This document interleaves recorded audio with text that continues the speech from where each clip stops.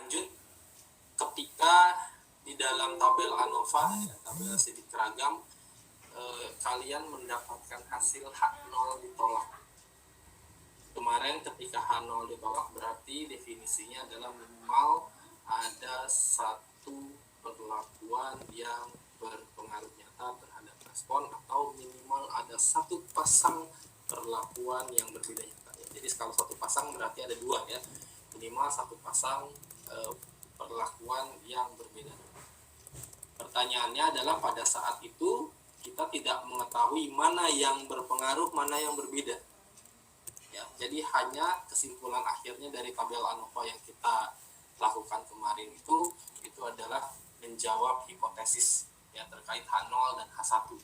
Apakah H0-nya ditolak atau H0-nya ketika H0-nya diterima berarti selesai. Ya. Secara umum tidak ada uji lanjut lagi karena memang tidak berbeda nyata, tidak berpengaruh nyata. Tapi ketika H0 ditolak, tentunya mau tidak mau harus dilakukan uji lanjut untuk mengetahui mana yang berbeda. Oke, di sini ada beberapa nilai perbandingan ya. Pembandingan nilai tengah perlakuan atau bahasa yang lebih familiarnya adalah uji lanjut. Ya. Walaupun sebenarnya banyak ya, tidak hanya terbatas pada 4 yang disajikan pada slide ini. Di sini hanya kita akan mempelajari tentang BNT, beda nyata terkecil, beda nyata jujur, atau uji Tukey. Ya, mungkin kalian pernah mendengar istilah uji Tukey. Lalu uji perbandingan bergada Duncan, DMRT, atau yang biasa disingkat dengan uji Duncan. Dan yang selanjutnya adalah pembanding linear antar perlakuan, yaitu uji kontras. Ya, jadi ada 4 yang kita akan pelajari, kita bagi 2 ya untuk minggu ini dan minggu yang akan datang. Ya. Baik, mudah-mudahan bisa dipahami kenapa alasan kita mempelajari dari uji lanjut. Oke, yang pertama adalah beda nyata terkecil. Ya tentunya semua uji lanjut itu menguji perbedaan secara berpasang-pasangan ya. Ya, jadi pengujiannya makanya tadi H0-nya itu minimal ada satu pasang. Bisa saja 2 pasang, bisa saja 3 pasang, bisa saja 4 pasang dan seterusnya. Makanya dilakukan uji lanjut. Nah, jadi di sini ini hanya perhitungan awal saja. Jika misalnya ada 4 perlakuan, ada perlakuan A, B, C, D, maka nanti akan terdapat 6 pasangan pengujian. Nanti kita lihat ya. Jadi kalau misalnya ada 4 perlakuan, itu akan ada 6 pasangan pengujian melalui persamaan. Ini saya besarkan dulu.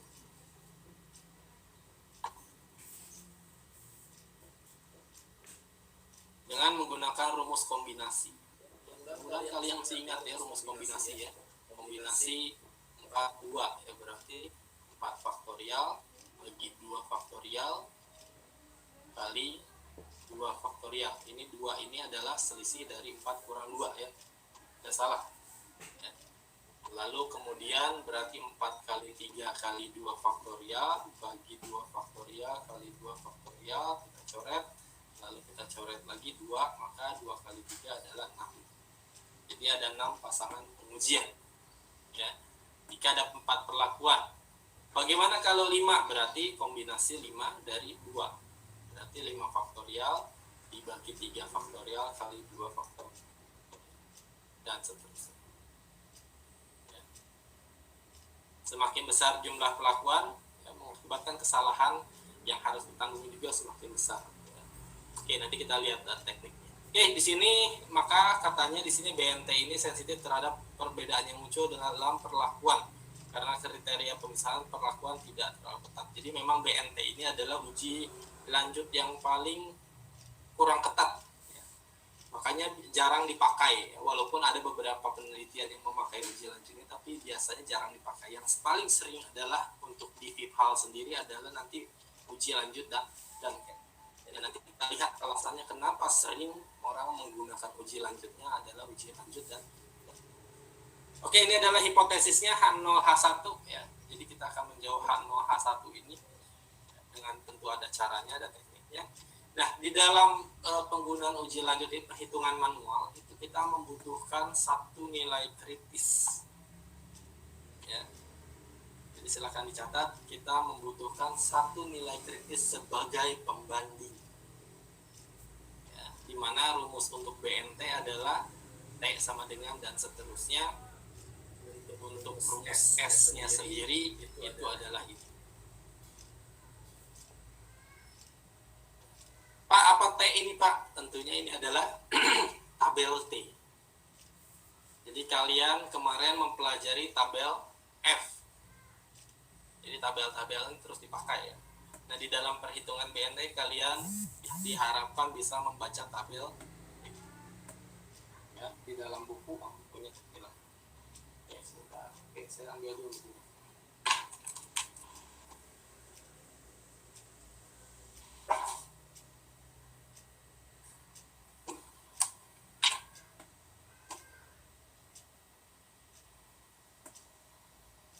Ya, tabel T itu ada di halaman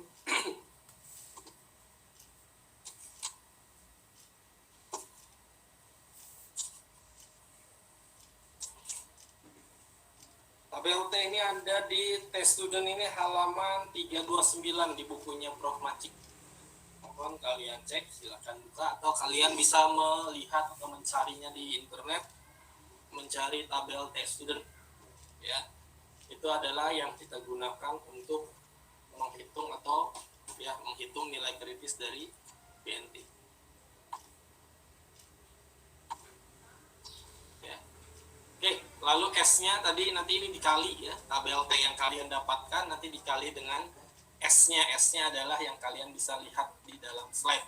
Atau ini bisa juga kita konversi menjadi 2 KTG dibagi R. Ya, ini silahkan ditambahkan dalam catatan kalian. Ya, 2 KTG dibagi R. Ya. Ya, jadi nanti nilai kritis ini adalah sebagai pembanding dari selisih. Tadi definisinya adalah pasangan, menguji secara berpasangan. Jadi nanti selisih dari pasangan tersebut dibandingkan dengan nilai kritis. Saya ulangi lagi. Selisih dari pasangan tersebut, ingat pasangan berarti ada 2 ya. Selisih dari pasangan tersebut nanti dibandingkan dengan nilai kritis. Tentunya bisa lebih besar dari nilai kritis atau lebih kecil dari nilai kritis.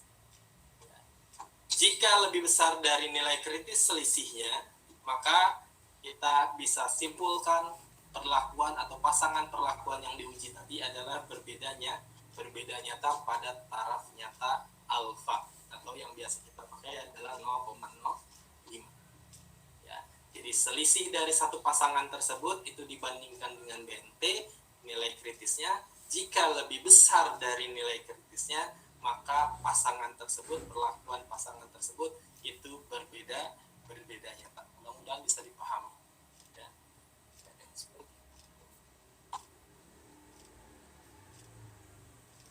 Sekarang kita lihat contoh ya. Jika kalian punya data ya, ini adalah tabel dari suatu data. Kemudian tentunya kalian harus lakukan pengolahan ANOVA-nya. Jadi langkah pertama adalah silakan kerjakan ANOVA-nya. Ternyata kalian mendapatkan F hitungnya di dalam kasus ini adalah 25, sekian. F hitungnya adalah 25, sekian ya. Langkahnya kayak kemarin ya. FK-nya, JKT-nya, JKP-nya, kalau kelompok tambah JKK-nya dan seterusnya. Kemudian F hitungnya dapat 25, sekian, ternyata F tabelnya didapatkan di dalam contoh ini adalah 2,866. Jadi kita bisa menyimpulkan dalam ANOVA ini ternyata F hitung lebih besar daripada F tabel. Berarti kesimpulannya H0 ditolak. Kalau begitu minimal ada satu pasang perlakuan yang berbeda. Lalu kita lanjut. Ya, ingat kalau H0 diterima tidak usah dilanjut ya. Ketika H0 ditolak maka kita uji lanjut. Nah, di dalam BNT ada langkah-langkahnya, mohon diperhatikan. Ya. Ya, jadi langkah-langkah ini harus dilakukan. Yang pertama adalah kita buat rata-rata setiap perlakuan. Ya. Di sini ya saya pikir untuk menghitung rata-rata saya pikir kalian sudah mahir ya, sudah jago sekali. Silakan dilatih saja. Misalnya di sini perlakuan A rata-ratanya sekian, B sekian, C sekian, D sekian, dan E sekian. Seperti yang kalian lihat dalam slide. Kemudian sudah dirata-ratakan, yang selanjutnya adalah diurut. Lain diurut kayak GPU ya, diurutkan dari nilai tertinggi ke nilai terendah. Pak, boleh nggak dari terendah ke yang tertinggi? Boleh. Ya. Jadi diurutkan nilai rata-ratanya dari yang paling tinggi ke yang paling rendah atau dari yang paling rendah ke yang paling tinggi. Jadi sama saja. Tapi saya memberikan contohnya adalah yang dari tertinggi ke yang terendah. Ya. Jadi tidak kaku ya, mohon diperhatikan. Ketika diminta dari tertinggi ke terendah, maka saya mendapatkan seperti yang kalian bisa lihat dalam slide ya. Urutannya adalah mulai dari B, C, D, E, A. Dari yang tertinggi sampai yang terendah rata-rata. Sudah dilakukan langkah kedua, kita lanjutkan langkah selanjutnya. Kita tentukan nilai kritis. Ya. Caranya tadi dengan rumus yang sebelumnya. Ini saya sampaikan lagi di dalam slide ini, halaman ini. Dan kita punya alfanya adalah 5%. Alfanya 5%. Tentunya kalau alfanya 5%, perhatikan, maka alfa per 2-nya adalah 0,05 dibagi 2. Maka 0,02.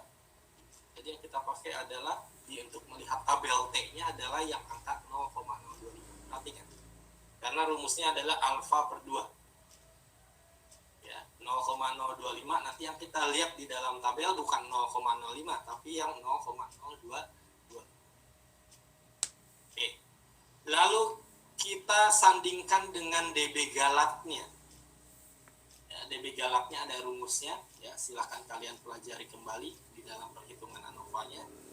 Didapatkan, maka nanti dilihat di dalam tabel itu adalah cari yang 0,025 dengan nilai dB galat tertentu di halaman 329 ya, di buku Prof. Maci. Itu akan kalian dapatkan suatu angka, kemudian dikalikan dengan nilai S. Tadi rumusnya bisa diganti menjadi 2 KTG dibagi ya. KTG-nya sudah ada ya, tentunya sudah dihitung melalui tabel ANOVA.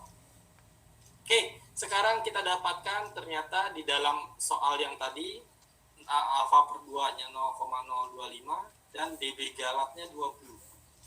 Jadi sekarang kalian lihat tabel T.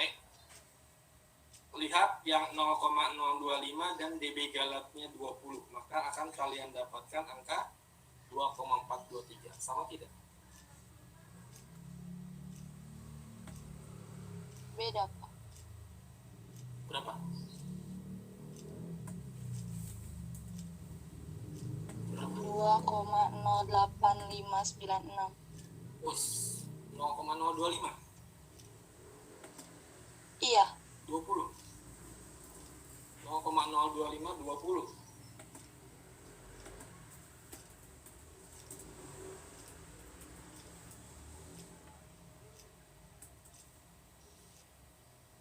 Iya, Pak. 2,0 2,085. Oke, ya, jadi memang bukunya berbeda ya. Oke, kalau yang itu coba lihat yang 0,05 yang versi kamu. 0,05 dengan 20 berapa nilai?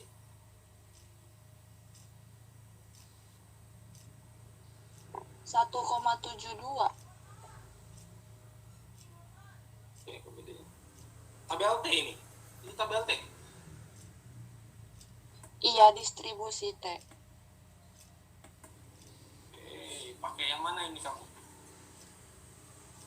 Yang di online, Pak, yang Junaidi Chaniago itu. Oke, ada yang terima kasih. Oke, ada yang lain. Soalnya kalau saya pakai buku ini 2,423 ya. 2,423. Oke, yang lain?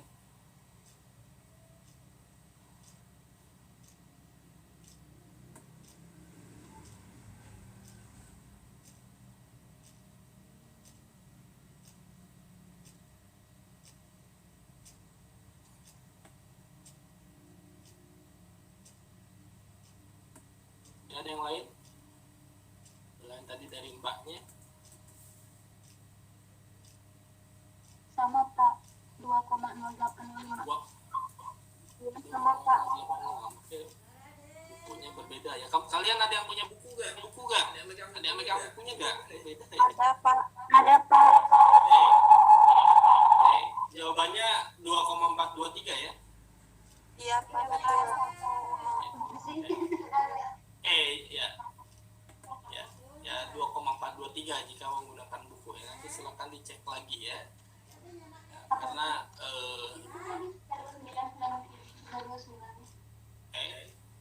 sudah baik ya, jadi mohon dicek lagi ya, karena memang pembacaannya agak berbeda ya.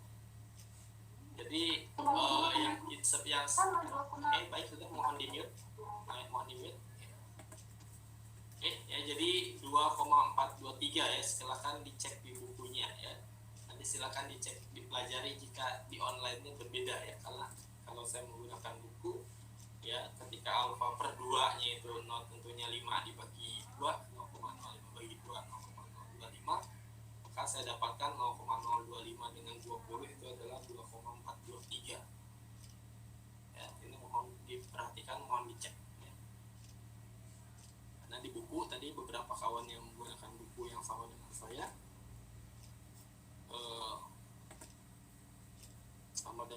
itu hasilnya jawabannya sama ya, 2,423.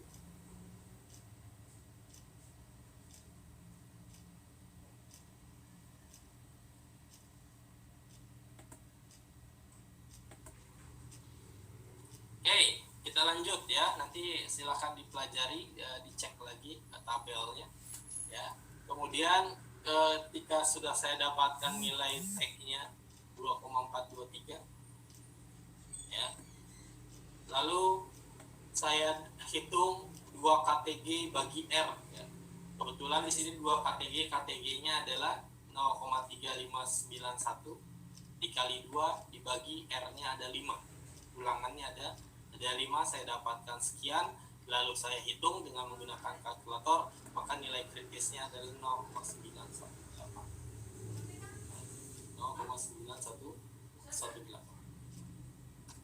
Lalu tadi seperti yang saya sudah sampaikan, selisih dari pasangan yang diuji itu nanti dibandingkan dengan nilai BNP-nya. Sekarang tentunya tadi sudah diurutkan B, C, D, E, A. Jadi kalian basisnya adalah urutan yang sudah dibuat tersebut, B, C, D, E, A. Ya. Kemudian tadi urutannya B, C, D, E, A. Nah, kemudian sekarang caranya adalah bagaimana mengujinya. Kita uji satu persatu. B dengan C, kita lanjutkan B dengan D, kita lanjutkan B dengan E, dan kita lanjutkan dengan B dengan A. B-nya sudah, kita turun ke bawah, C dengan D, lalu C dengan E, dan C dengan A. Lalu kita turun lagi, C-nya sudah, berarti D dengan E, D dengan A. Dan yang terakhir adalah E dengan A. Ya, tentunya yang dihitung adalah di sini rata-rata ya. Rata-rata yang tadi sudah didesain di langkah ke-1 dan kedua. Ya, ini adalah langkah keempat ya, menghitung selisihnya untuk setiap pasangan uji. Oke, kita hitung saja ya, seperti yang didapatkan pada slide. Kalian bisa melihat B dengan C rata-ratanya selisihnya 0,71. Kita bandingkan dengan BNT maka lebih kecil, 1,74. Ternyata lebih besar, tentunya berarti ini beda nyata ya, seperti itu ya. Lalu 1,81 beda nyata, dan seterusnya. Jika lebih besar maka beda nyata, jika lebih kecil maka tidak beda nyata ya. Itu adalah hasilnya setelah kalian uji semuanya. Lalu kemudian kita beri kode ya, kita beri kode. Nah, bagaimana untuk memberi kode ini? Oke, tambahkan dulu halaman.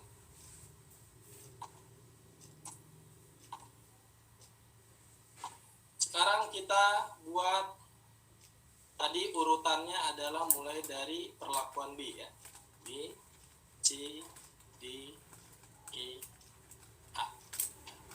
Ya. Kita lihat B, C, D, E, A tadi B dengan C kurang dari, tidak beda nyata. Berarti ketika saya beri titik di sini untuk B, ketika dengan C tidak beda nyata, maka saya buat suatu garis yang menunjukkan bahwa B dengan C itu sama, ya, dengan garis yang tidak putus, ya, menyambung. Berarti perlakuan B dengan perlakuan C tidak beda nyata. Lalu kemudian B dengan D itu beda nyata. Berarti saya tidak membuat garis penuh, tapi saya tidak membuat garis, ya. Saya tidak membuat garis karena dia beda nyata. Kalau dengan D beda nyata, tentunya dengan E beda nyata, tentunya dengan A beda nyata. Itu logikanya. Kalau kalian mau cek lebih pasti, ternyata B sama D lebih besar, B sama E lebih besar, dan B sama dengan B sama A B juga lebih besar. Ya. Kenapa saya bisa seperti itu, ya? Kenapa ketika dengan D, B sama D beda nyata, maka selanjutnya beda nyata? Karena ini sudah kita urutkan. Ya, mulai dari yang terbesar sampai yang terkecil. Lalu selanjutnya. Jadi kalau misalnya saya beri sandi B besar ini adalah A kecil, maka karena dia tidak beda nyata, maka si perlakuan C besar juga saya beri sandi A kecil. Ya. Berarti dengan D gimana Pak? Beda nyata. Berarti kita gunakan sandi yang lain. Berarti yang selanjutnya B semua, stop dulu. Ya, sampai D dulu. Ya, karena nanti masih ada pengujian yang lain, ya. Lalu selanjutnya kita lihat yang C dengan yang lainnya. Kita lihat C dengan yang D itu beda nyata, beda nyata, beda nyata. Berarti kita bisa tulis C, kita beri titik di sini, dengan D beda nyata, dengan E beda nyata, dengan A beda nyata. Berarti sudah benar, ya, bahwa C sama D itu huruf notasinya, sandinya berbeda. Lalu kita cek dengan D dengan yang lainnya. Kita lihat di sini D dengan E tidak beda nyata. D dengan E tidak beda nyata. Maka kita tandakan D dengan E, kita beri garis. Maka karena perlakuan D sama E tidak beda nyata, maka saya beri notasi juga yang sama untuk E sesuai dengan yang D, yaitu sandi B kecil. Karena dia tidak beda nyata. Ya, dengan A beda nyata. Lalu yang terakhir, yaitu dengan E, antara E dengan A. Kita dapatkan dia beda nyata lebih besar. Berarti ketika E-nya adalah sandi B kecil, karena ini beda nyata, berarti harus diberi sandi yang lain. Berarti misalnya kita beri sandi untuk perlakuan A besar adalah C kecil. Jadi sekarang kita punya sandi untuk B, C, D, E, A adalah A, B, C. Ini yang kita simpulkan di dalam poin kelima. Jadi ini bisa nanti kalian tulis A, B, C. Mudah-mudahan kalian pernah membaca jurnal melihat huruf kecil di atas angka tersebut. Ya, ini adalah menunjukkan bahwa B sama C tidak beda nyata. Dengan D sama E dengan A dia berbeda nyata. Nah, seperti itu kurang lebih. Jadi kalau ditanya, mana Pak yang katanya hak 0 ditolak, yang minimal ada satu pasang perlakuan yang berbeda nyata. Berarti bisa kita lihat B sama D berbeda nyata, B sama E dengan berbeda nyata, B sama A berbeda nyata. Lalu kita lanjutkan lagi, C dengan D, dengan E, dengan A juga berbeda. Lalu kita lanjutkan lagi bahwa D berbeda nyata dengan A, dengan B, dan seterusnya. Atau sebenarnya juga bisa kita lakukan balik untuk interpretasinya, kita balikan ke dalam kasus. Ya, misalnya perlakuan A adalah penambahan 0%, perlakuan B adalah 1%, perlakuan C 2%, perlakuan D penambahan 3%, perlakuan E penambahan 4%. Maka bisa kita klaim bahwa penambahan sesuatu, katakanlah bahan tambahan X, ya. Penambahan bahan X ya, dari tidak ada menjadi ada, apakah 1, 2, 3, 4%, ternyata katakanlah kita bisa klaim meningkatkan secara nyata, meningkatkan secara signifikan hasil dari respon. Karena kalau kita lihat antara A dengan yang BCDA, dia superskripnya, sandinya berbeda. Perlakuan A dengan perlakuan yang lain, sandinya berbeda. C dengan C versus A dan B. Ya, mudah-mudahan dipahami. Jadi mungkin bisa kita bahas bahwa kita interpretasikan bahwa ketika ditambahkan X, maka dia akan meningkatkan secara nyata hasil dari respon. Ketika ditambahkan bahan X, ya, dari tidak ditambahkan menjadi ditambahkan, itu kita bisa simpulkan meningkatkan hasil respon secara signifikan pada taraf nyata 5/5%. Lalu bisa juga nanti kita lihat, oh ternyata antara B sama C 1% dengan 2%, ya, dia memang secara rata-rata lebih tinggi B, tapi secara statistik dia tidak berbeda nyata. Ya. Dimana tentunya kalau kalian nanti memilih, misalnya, Pak, yang 1% apa yang 2% untuk yang selanjutnya, karena dia tidak berbeda nyata, ya tentunya kita bisa ambil yang cukup 1% penambahan bahan X. Tidak usah sampai 2%. Ya, tentunya nanti terkait dengan jumlah formula, ya, formula lebih banyak kalau yang 2%, kalau yang 1% lebih sedikit tentunya, dan juga terkait dengan biaya. Karena kan menambahkan bahan X berarti harus kalian mengeluarkan biaya ya, untuk memberikan bahan X tadi ke dalam formula. Jadi bisa kita klaim atau bisa kita katakan bahwa cukup 1%. Karena 1 dengan 2% tidak berbeda nyata. Lalu juga bisa kita interpretasikan bahwa jika ditambahkan lebih banyak ke 3 ke 4%, ternyata malah menurun. Ya, terjadi penurunan ketika bahan X ditambahkan lebih dari 2%. Ya, itu adalah interpretasi selanjutnya. Ya, dan tentunya nanti di dalam pembahasan ketika kalian nanti membahas suatu data penelitian, data percobaan, tentunya nanti kalian harus baca literatur bagaimana penelitian terdahulu membahas. Apakah dengan penambahan bahan X ini akan meningkatkan hasil respon atau menurunkan respon, atau dia sama saja atau tidak berbeda nyata, walaupun ditambahkan bahan X ternyata tidak berbeda nyata dan seterusnya. Jadi tidak ada pengaruh. Nah, itu adalah kesimpulan yang bisa kita lakukan terhadap uji lanjut yang kita dapatkan. Ada pertanyaan?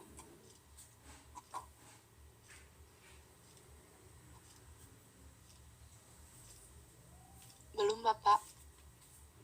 Oke, yang lain?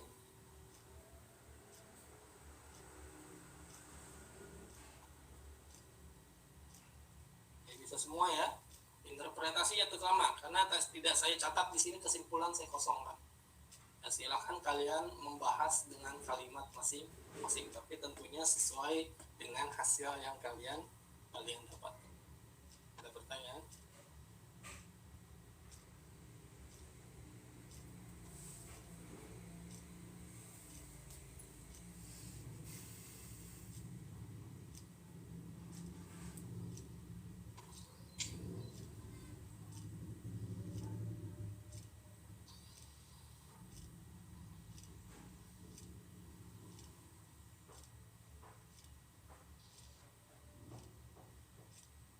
Lain, diam saja paham atau diam saja tidak paham ini?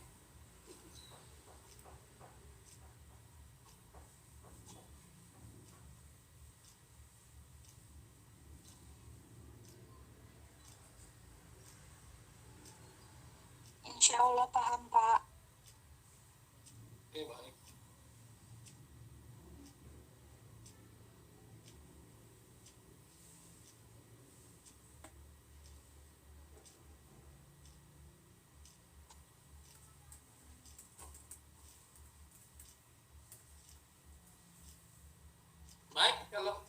mudah-mudahan bisa. Nanti kalian tentunya di dalam tugasnya adalah mengerjakan soal yang sebelumnya. Ya, kemarin mulai dari RAL, beda nyata, silahkan lanjutkan dengan uji lanjut BNT. Kemarin mengerjakan yang RAK, hasilnya kemungkinan juga yang PR kemarin adalah beda nyata, silahkan dilanjutkan dengan uji lanjut BNT. Dan yang RBSL pun sama, ya mungkin ada yang berbeda nyata, silahkan dilanjutkan dengan uji lanjut. Ya, mudah-mudahan bisa dipahami ini ya untuk tugas. Baik, itu adalah uji lanjut BNT. Jika tidak ada pertanyaan, kita lanjut dengan uji lanjut beda nyata jujur, BNJ, atau beda atau uji lanjut 2K. Nah, ini juga di dalam beberapa penelitian dipakai di dalam kakak tingkat kalian ya di FIPAL ini. Ya, walaupun yang paling sering adalah nanti menggunakan uji lanjut dan baik dikemukakan oleh 2K, makanya tadi istilah lainnya adalah uji lanjut 2K. Nah, di sini adalah perbedaan mendasarnya adalah di metode BNJ untuk semua perbandingan perlakuan yang mungkin kesalahannya sebesar alfa. Ya, jadi di sini ada nilai kesalahannya, tapi sebenarnya tidak bisa kita skip ya terkait ini hanya tambahan saja. Dan di sini adalah metode yang sangat ekstrim, dalam artian ini metodenya, yang metode 2K ini adalah lebih bisa dikatakan lebih baik daripada beda nyata terkecil. Ya. Dan di dalam 2K ini dia menggunakan tabel 2K.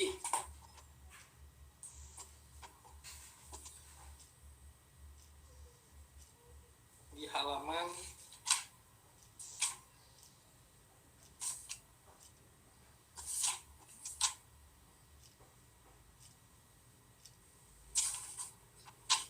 halaman 342 di dalam buku.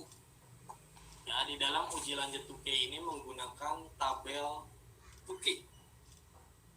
Ya, untuk mencari nilai kritisnya. Baik, saya lanjutkan. Ya, prosedur perbandingan sangat bagus digunakan untuk memisahkan perlakuan yang memang benar-benar berbeda. Ya. Dan metode ini dikenal tidak terlalu sensitif dalam artian tadi ya seperti penjelasan pada BNT ya. Jadi bisa dikatakan bahwa yang 2K ini lebih baik dibandingkan dengan yang beda nyata terkecil. Ya. Jadi makanya lebih banyak digunakan uji lanjut 2K dibandingkan dengan uji lanjut BNT. Dan yang paling lebih baik lagi dari keduanya nanti akan dibahas minggu depan, yaitu uji lanjut dan nanti alasannya bisa kita pelajari minggu depan. Caranya sama, kita perlu nilai kritis BNJ atau 2K yang kemudian nanti dibandingkan dengan selisih dari pasangan uji. Ya. Caranya sama, kalau lebih besar dari nilai kritis beda nyata, kurang dari nilai kritis tidak beda nyata. Sama. Nah, di dalam nilai kritis ini kita menggunakan tabel 2K halaman 342, mohon dicek. Ya. Dan nanti dikalikan dengan S, di mana S-nya adalah akar KTG dibagi R. KTG-nya sudah kita dapatkan atau terdapat pada tabel ANOVA yang kita buat. Ya, di situ ada KT kuadrat tengah galak dan R-nya adalah jumlah ulang. Mirip-mirip saja. Lalu kemudian ini adalah terkait dengan rataan harmonik jika ulangannya tidak sama. Tapi tentunya biasanya umumannya yang biasa dipakai untuk ulangan itu sama semua untuk semua perlakuan. Jadi saya pikir ini bisa kita skip. Lalu kita lanjutkan. Tadi caranya adalah untuk menguji hipotesisnya dibandingkan dengan nilai kritisnya. Jika lebih besar maka beda nyata pada tekanan alfa yang digunakan. Kita pakai contoh soal yang sama dengan yang BNT tadi. Sekarang kita lihat langkah-langkahnya. Yang pertama adalah sama, hitung rata-rata. Hanya saya bilang di rancop ini saling terkait antara yang satu dengan yang sesudahnya, antara satu dengan yang lain. Mohon diperhatikan, mohon dipelajari. Hitung rata-ratanya, sudah sekali. Kemudian urutkan dari yang tertinggi yang terendah, poin kedua. Silakan diurutkan rata-ratanya dari yang paling tinggi ke yang rendah atau yang rendah ke yang tinggi, sama saja. Lalu kemudian kita tentukan nilai kritis BNJ-nya dengan alfa 5%. Rumusnya adalah untuk mencari tabel mencari di tabel Tukey-nya adalah alfa, P, dB galat. Pak, P ini apa, Pak? P ini adalah perlakuan, jumlah perlakuan. Alfanya 0,05, dB galatnya sudah ada di tabel ANOVA. Berarti kita punya 0,05 untuk alfanya, 5 untuk P-nya, dan dB galatnya 20. Maka sekarang kita cari dengan P-nya, ya, kalian lihat di dalam buku, ya, ada P jumlah rataan perlakuan di dalam tabelnya di buku halaman 342, itu ada angka 5, tentu kalian cari angka 5 di dalam tabel tersebut. Sudah didapatkan, kemudian kalian sandingkan dengan dB galatnya yang nilainya 20. Kalian cari yang nilainya 20, dapatkan, lalu kalian cari yang alfanya taraf nyatanya 0,05. Maka di sini akan didapatkan nilai 4,223. Sama dengan saya? Sama, Pak. Selanjutnya dihitung akar KTG bagi R. Jangan pusing ya, ini Pak saya ubah jadi pangkat setengah, ya, sama saja, pangkat sepertiga atau akar sama saja. Ya. Kemudian saya dapatkan angkanya, kemudian saya akarkan, saya dapatkan angka 1,133. Ya, ini adalah nilai kritis BNJ. Kemudian poin keempat, kita lakukan perbandingan antara selisih pasangan uji dengan nilai kritis. Didapatkan seperti ini. Mudah-mudahan saya tidak salah ya. Nanti silakan kalian cek lagi. Ya, dapat seperti yang bisa kalian lihat. Nah, sekarang bagaimana membuat sandinya? Kalau tidak salah ini salah ya. Ini mohon dicek lagi ya. Oke, sekarang kita lihat B dengan C lebih kecil. Berarti tidak beda nyata. Benar ya? Lebih kecil. Ya, tidak beda nyata B dengan C. Maka kita bisa tuliskan B dengan C tidak beda nyata. Jika kita beri sandi A, maka untuk yang C, untuk perlakuan C, saya berikan sandi A juga.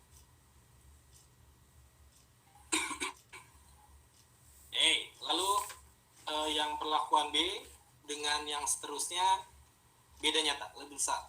Ya, jadi bisa kita berikan titik-titik yang terpisah. Ini jangan dilihat ya. Lalu kemudian perlakuan perlakuan C dengan perlakuan yang di bawahnya. Kita lihat lebih kecil. C dengan D lebih kecil lebih kecil dari BNJ, yang tidak beda nyata. C dengan E juga tidak beda nyata. Berarti bisa kita buat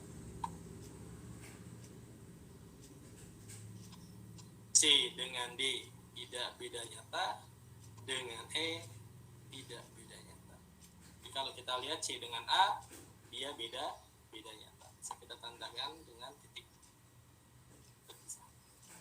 Pak, bagaimana Pak kalau C dengan D tidak beda nyata? Berarti karena CA berarti DA juga tidak boleh. Kenapa? Karena D dengan B itu beda nyata. Jadi tidak boleh kita berikan sandi A. Ya, mudah-mudahan kalian bisa memahami polanya. Ya.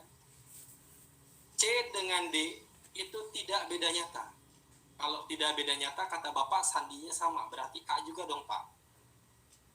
Bukan, tidak boleh, karena D dengan A dia beda nyata. Maka bagaimana Pak solusinya? Berarti kita berikan di C, perlakuan C, notasi yang atau sandi yang satunya lagi B. Maka nanti di sini untuk yang perlakuan D kita tulis B. Ya. Mudah-mudahan bisa dipahami ya. lalu untuk perlakuan E tadi tidak beda nyata, berarti dia B juga. Oke. Lalu selanjutnya yang D. Yang D dengan E tidak beda nyata. D dengan A beda nyata. Ya. Tidak beda nyata, dengan A beda nyata. Ya, berarti sesuai yang B. Dan yang terakhir E dengan A beda nyata. Kita beri sandi yang berbeda. Jadi nanti untuk sandinya adalah A, B, B, B, C. Atau biasanya ditulis dalam tabel di dalam suatu tulisan nanti menjadi A, B, B, B, C. Ya, jadi kita perhatikan antara yang BNT dengan BNJ ini berbeda ya. Khususnya di perlakuan C-nya. Dia punya dua sandi, A dan B. Ya, bagaimana interpretasinya? Ya, tentunya interpretasinya disesuaikan dengan huruf sandi yang kita dapatkan. Misalnya di sini bahan X. Ya, A, B, B, C, D, E. 0, 1, 2, 3, 4%. Ya, berarti kita lihat A dengan yang lain beda sendiri, berarti kita bisa secara umum dengan menambahkan bahan X, dia terjadi peningkatan secara signifikan karena huruf superskripnya berbeda. Jadi ini adalah kelebihan kita menguji dengan menggunakan ANOVA. Kalau kita lihat rata-rata saja, ini kan bisa kita klaim, oh berarti B yang paling tinggi Pak. Ya. Lalu yang paling tinggi kedua adalah C, yang selanjutnya D, yang selanjutnya E, dan yang paling rendah adalah A. Tapi ketika kita menggunakan ANOVA dan uji lanjut, kita tidak bisa mengklaim bahwa B lebih tinggi dari C. Ya. B, kita tidak bisa mengklaim bahwa B lebih tinggi dari C, karena dia memiliki sandi yang sama, yaitu A. Tapi kita bisa mengklaim bahwa B itu berbeda nyata dengan D sama E. Tapi dia tidak boleh kita klaim juga bahwa B sama C berbeda nyata, karena dia sama-sama huruf A. Ya. Jadi bisa kita klaim bahwa B memiliki, yang 1% ini memiliki hasil yang lebih tinggi dibandingkan dengan D dan E, yang 3% dan yang 4%. Ya, tapi tidak boleh seperti tidak boleh juga kalau yang selanjutnya tadi yang di BNT kita bisa ngeklaim bahwa C lebih tinggi dari D dan E juga. Tapi ternyata di dalam uji BNJ ini C juga memiliki sandi yang sama dengan perlakuan D dan E. Jadi kita tidak boleh lagi mengklaim sesuai yang BNT tadi bahwa C lebih tinggi dari D dan E.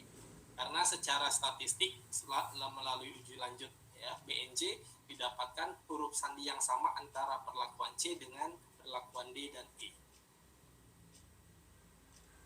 Mudah-mudahan bisa dipahami. Dan kita lihat perlakuan A ini adalah berbeda sendiri notasinya. Dan ini bisa kita klaim juga bahwa penambahan 0% atau yang tidak ditambahkan bahan X, dia menghasilkan hasil respon yang paling rendah secara signifikan. Itu bisa kita klaim seperti itu. Tapi untuk yang B, kita tidak bisa mengklaim bahwa hasil respon dari perlakuan B itu yang paling tinggi. Ya kalau paling tinggi kan berarti sendiri ya. Karena berdasarkan sandi yang dihasilkan ternyata B sama C dia tidak berbeda nyata pada taraf 5%. Baik, ada pertanyaan?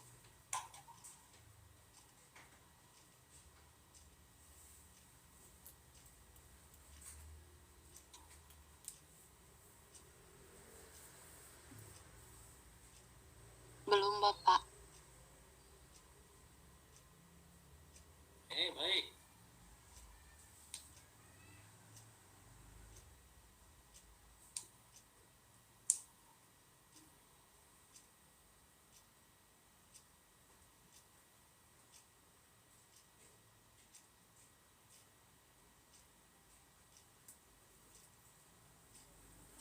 jika tidak ada pertanyaan, silakan mudah-mudahan sudah dicatat karena saya tidak menuliskan kesimpulannya di dalam slide. Ya. Mohon diperhatikan tadi apa yang disampaikan, silakan dipelajari dan jika memungkinkan silakan cek laporan-laporan skripsi kakak kelas bagaimana mereka membahas huruf sandi yang muncul di dalam tabel mereka. Ya. Jadi silakan nanti kalau paling gampangnya silakan ikuti seminar kakak kelas. Bagaimana dia membahas huruf sandi yang timbul dari data mereka. Ya, dan bagaimana mereka menginterpretasikannya dan bagaimana mereka membahasnya. Ya, jadi kalian harus juga perhatikan mulai dari sekarang sehingga ketika nanti mungkin semester 7 sudah melakukan riset ya seperti Amelia ya kalau nggak salah dia tanggal awal kemarin Maret sudah beres sidang skripsinya. Jadi sudah lulus per Maret ini, ya mudah-mudahan kalian juga bisa mengikutinya. Silakan kalian PKL, ya KKN-nya silakan diselesaikan segera, lalu kerjakan PKL, lalu di ganjil awal untuk semester depan silakan diselesaikan untuk sidangnya, sehingga bisa lanjut untuk skripsinya. Harapannya awal genap tahun depan kalian sudah lulus, ya lulus sidang. Silakan dipelajari. Baik, itu adalah penjelasan mengenai BNT dan BNJ. Untuk Duncan-nya nanti kita bahas minggu depan dengan kontras. Dan sekarang ada soal, ya tadi sudah saya sampaikan, silakan kerjakan soal-soal yang kemarin, ya yang menjadi PR. Kalian hitung uji lanjutnya untuk yang H0 ditolak khususnya dengan menggunakan uji lanjut BNT dan uji lanjut BNJ. Baik, saya pikir cukup. Ada pertanyaan sebelum saya tutup?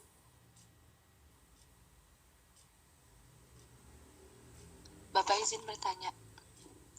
Ya. Nanti ada responsi atau tidak? Ada. Kenapa? Kenapa bertanya? Ada responsi atau tidak? Oh, nanti responsinya maksudnya ngebahas SPSS atau ngebahas BNT, BNJ-nya Ya, lagi? SPSS. Oh. Kita menggunakan SPSS. Bagaimana nanti di SPSS ini kita gunakan uji lanjut BNT dan uji lanjut UT. Jadi seperti Iya, baik Pak. Enggak. Oke, jadi ya memang nanti sampai pertemuan ke-7 kita tetap ada kuliah dan ada responsinya. Dan kemungkinan untuk yang pertemuan terakhir, pertemuan ke-7, kita akan merefresh soal-soal yang sudah diberikan ya. Nanti kita cek juga ya. Atau mungkin saya akan mengambil sampel dari PR kawan-kawan. Nanti kita lihat apakah sudah oke atau belum ya. Untuk kita coba highlight lagi sebelum UTS mengenai apa-apa yang sudah kita pelajari. Ya tentunya dengan harapan highlight ini atau highlight nanti di pertemuan ke-7 itu ya bisa lebih menyiapkan kalian, mempersiapkan diri kalian untuk menghadapi UTS di pertemuan selanjutnya. Baik, jika tidak ada pertanyaan, terima kasih semua. Jangan lupa untuk mengisi absensi di Unidakul dan di kolom chat. Silakan ketikkan nama dan NIM-nya, nanti saya rekap manual. Terima kasih. Kita balik lagi jam 10. Kita tutup dengan baca hamdalah alhamdulillah. Assalamualaikum warahmatullahi wabarakatuh. Waalaikumsalam warahmatullahi wabarakatuh. Terima kasih Pak. Terima kasih Bapak. Sama-sama. Terima kasih Pak.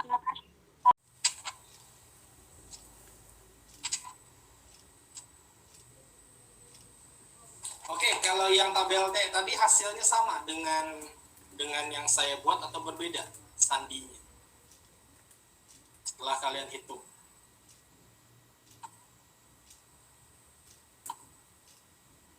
Setelah dihitung dengan menggunakan berarti nilai T alfa per 2-nya itu berapa tadi? 2,08 atau 4,68 ya. Itu sama tidak hasil sandinya? Belum sampai ke situ tadi Pak. Oh, belum dicoba. Iya.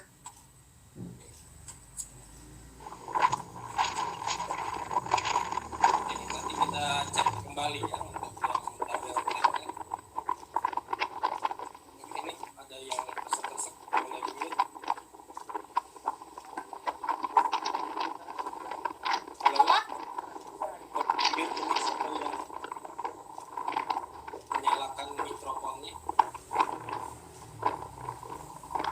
diskusi, mohon dimatikan.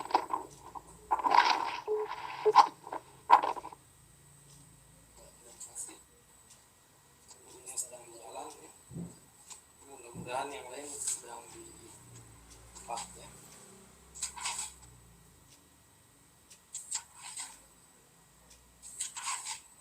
Oke, kita lanjut. Nanti kita lihat dengan SPSS yang akan kita coba ya. Apakah nanti boleh nanti kalian hitung manual kembali dengan yang pendapat tadi, yang pendapat yang kalian kemukakan. Sehingga nanti kita lihat apakah hasilnya beda apa tidak dengan yang tadi kita lakukan perhitungan, dan tentunya kita cek nanti dengan SPSS ya tentunya. Ya, seperti itu. Baik, kita sekarang kita menggunakan SPSS dengan data yang tadi sudah kita kerjakan ya. Saya pikir ini bisa tinggal di input saja.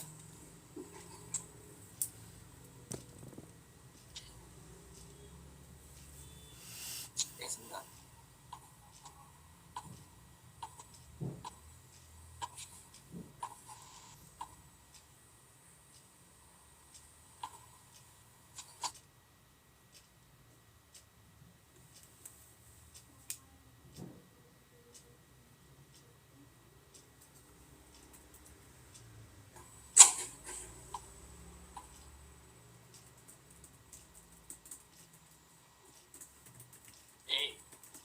Kita input data yang kita punya ya, seperti biasa.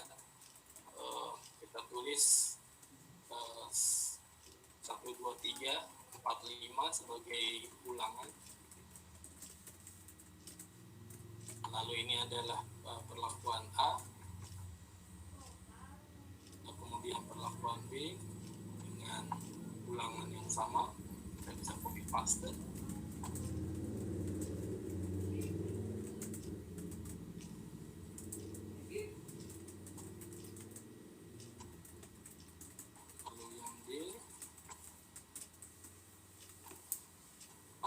Dan yang terakhir yang E. Oke, lalu kita masukkan angkanya. Sebenarnya ini mau dirapikan di awal atau tidak, sebenarnya tidak ada masalah. Tinggal yang pasti nanti harus kalian pahami apa yang kalian input ya. Oke, ini ulangannya 1, 2, 3, 4, 5 ke arah kanan ya. Jadi perhatikan data ya. Jadi jangan sampai keliru pada saat menginput ke SPSS-nya. Biasanya kita inputnya dari atas ke bawah ya. Tapi ternyata di dalam tabel ini kita harus menginputnya dari kiri ke kanan. Ya, jangan sampai keliru, silahkan latihan ya. 27.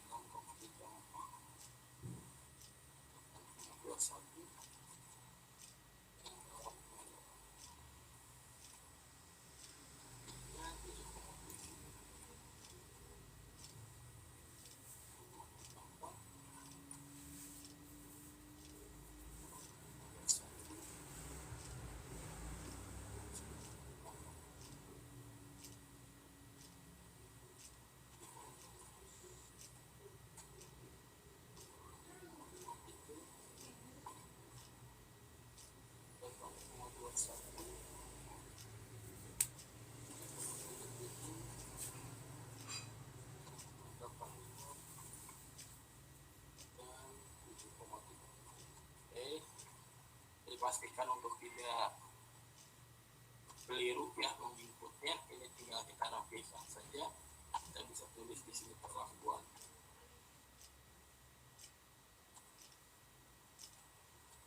Lalu di sini kita bisa ganti dengan ulangan, dan ini adalah katakanlah respon ya. Ini untuk ulangan tidak perlu desimal, sedangkan respon kita punya ulangannya atau desimalnya 2. Lalu kita analyze, kita general linear model univariat, Ya, kita masukkan dependennya adalah respon dan fix faktornya adalah perlakuan. Lalu kita masukkan model, bisa kita skip, lalu kita masukkan post hoc, ini adalah yang utama. Ya, kita masuk ke perlakuan, kita punya tadi BNT, KLSD, dan 2K. Ya, jadi kita menggunakan di sini adalah yang LSD, ya, list significant difference, ya, LSD sama 2K, ya, jadi bisa sekaligus. Bisa kita langsung continue dan seterusnya. Ini saya pikir sudah oke, ya. Lalu kita pencet klik oke, ya. Jadi perlakuannya signifikansinya kurang dari 0,05, berarti di sini adalah H0 ditolak, ya. Makanya nanti kita uji lanjut di sini dengan 2K dan LSD, ya. Ini 2K yang di bawah dan ini adalah LSD-nya, ya. Bagaimana membacanya? Yang LSD, kita lihat di situ ada yang sebelah sini, saya tunjukkan dengan kursor saya, A, B, C, D, E. Lalu di-compare dengan A dengan B, A dengan C, A dengan D, dan A dengan E. Jadi seperti itu. Lalu nanti B dengan A, B dengan C, B dengan D, B dengan E, dan seterusnya. Jadi kalau kita lihat untuk LSD-nya, yang kita lihat adalah signifikansinya. Ya, signifikansinya, ya. Jadi kalau signifikansinya, ya, lebih di sini lebih dari 0, atau kurang dari 0,05, maka dia beda nyata. Signifikansinya berarti di kolom yang ini, yang 1, 2, 3, ya. Ketiga dari kiri setelah tabel tebal hitam. Ya, 1, 2, 3 signya. Jadi yang dilihat signya. Ya. Kalau dilihat di sini A itu di sini beda nyata. Di bawah 0,05.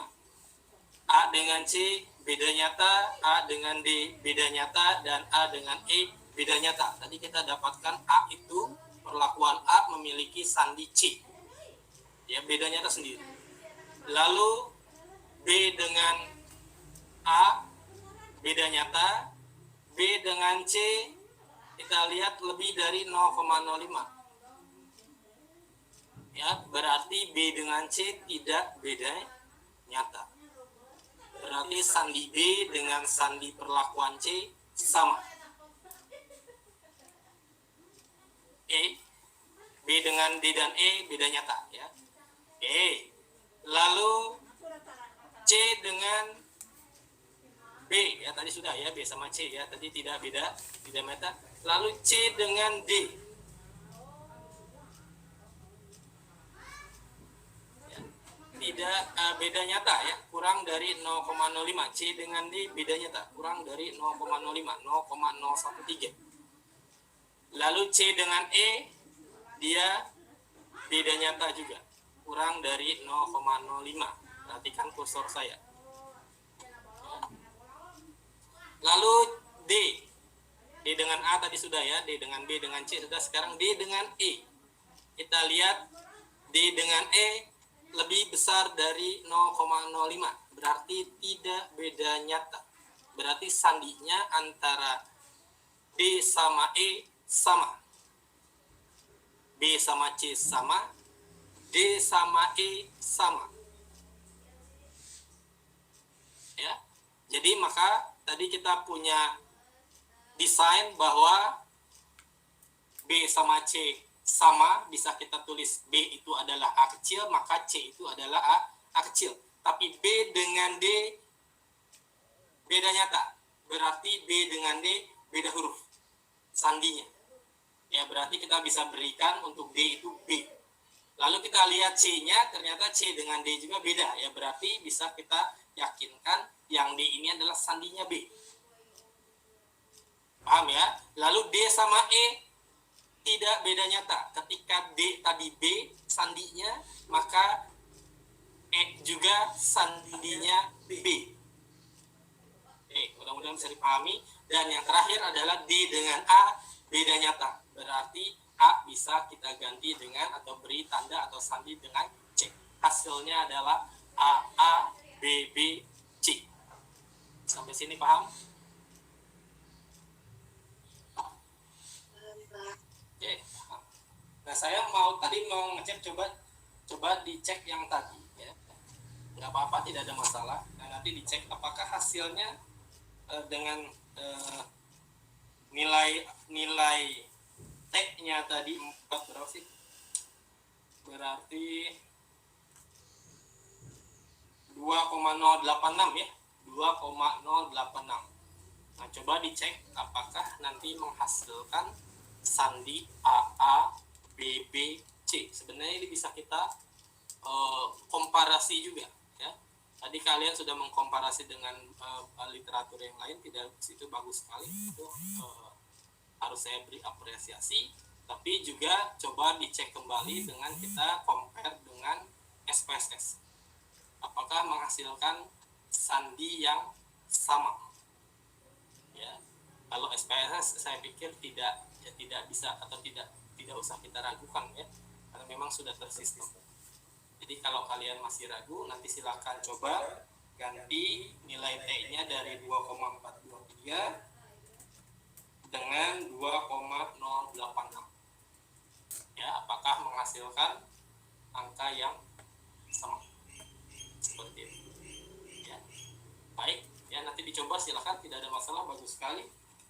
Nanti dicoba bagaimana, apakah hasilnya sesuai dengan yang tadi saya sampaikan. Tentu beda ya, dan nanti silakan dikomparasi dengan hasil SPSS.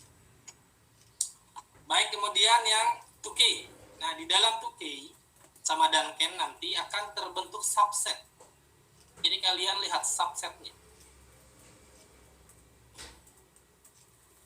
Ada subset 1, 2, 3. Dan di dalam SPSS urutannya justru dia dari yang terkecil hingga yang tertinggi, dari yang terendah sampai yang tertinggi. Jadi kalau kita lihat, dia susunannya bukan B, C, D, E, A tadi seperti yang kita buat, karena kita buatnya dari tinggi ke rendah. Sedangkan di dalam SPSS didesainnya adalah dari rendah ke tinggi. Jadi sebenarnya tidak ada masalah kalian mau tinggi ke rendah ke tinggi, sama saja, yang penting diurutkan.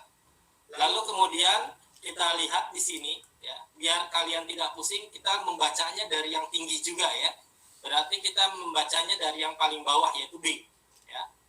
Di situ hasilnya terlihat 9,3340. Lalu di subset yang sama, subset 3, berarti ada angka 8,64. Itu adalah punyanya si perlakuan C.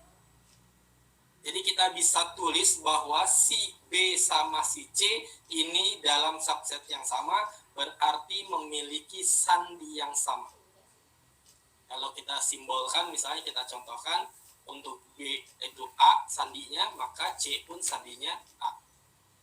Baik. Lalu kemudian, kalau kita perhatikan C ini ada posisinya di 2 subset. Di subset 3 ada, di subset 2 ada. Ya, di subset 3 ada untuk yang C, di subset 2 ada. Berarti dia ada 2 simbol atau akan memiliki 2 sandi. Ya, makanya tadi dalam contoh perhitungan kita tuliskan selain si C memiliki sandi A, ia memiliki juga sandi B. Bisa dipahami ya, mudah-mudahan bisa dipahami. Dan di dalam subset 2 itu ada si C, ada si D, dan ada si E. Di subset 2. Maka untuk cek yang selanjutnya, selain A dia punya notasi B, lalu si D notasi B, si E notasi B juga, karena subsetnya sama di subset 2. Lalu kemudian untuk A, dia terpisah, dia berada di subset 1. Di subset 1 dan dia sendiri.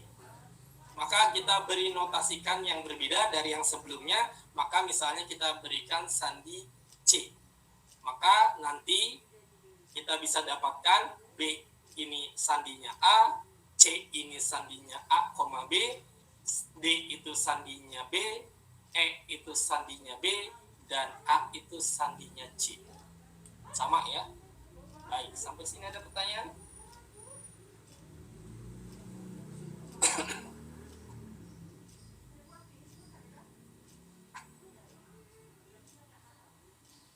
Belum bisa. Baik, sudah dipahami ya. Sebenarnya di atas juga ada ya. Cuman pembacaannya seperti LSD tadi ya, agak sedikit ribet. Ya, agak sedikit kalian harus fokus. Tapi kalau di dalam kolom atau tabel yang di bawahnya itu memudahkan pembacaan notasi yang akan diberikan ya, atau sandi yang akan diberikan pada setiap perlakuan.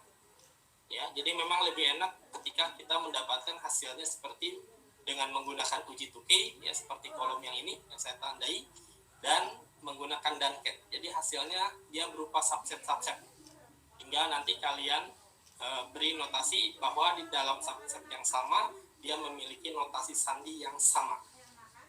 Ketika ada satu perlakuan ada di 3 subset perhatikan, misalnya C ada di subset 1 juga, maka kalian bisa menulisnya A, B, atau maaf ya betul, A, B, C.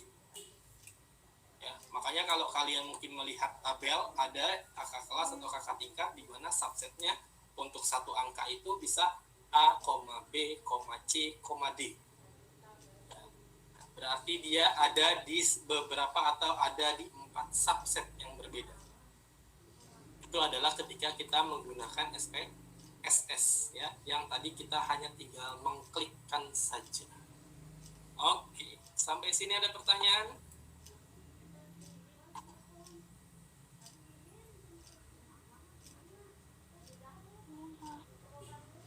Yang lain sudah paham bagaimana mengujinya? Nanti ini akan kalian gunakan ya selanjutnya ya. Ini menarik ya, kita coba hitung. Sandinya sama, Pak. Apa? Sandinya sama. Apanya? Apa? Sandinya sama. Sandinya sama dengan 2,08. Iya. Oke. Nanti saya cek lagi ya. 2,086. Jadi dia dikalikan berapa di sini? Hasilnya 0,79.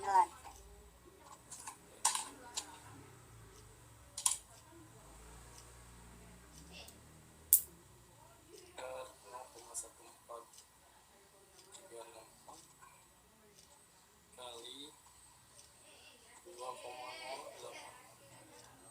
hasilnya 0,79. Kalau kita lihat di sini semuanya di bawah ya. Tadi 0,79 ada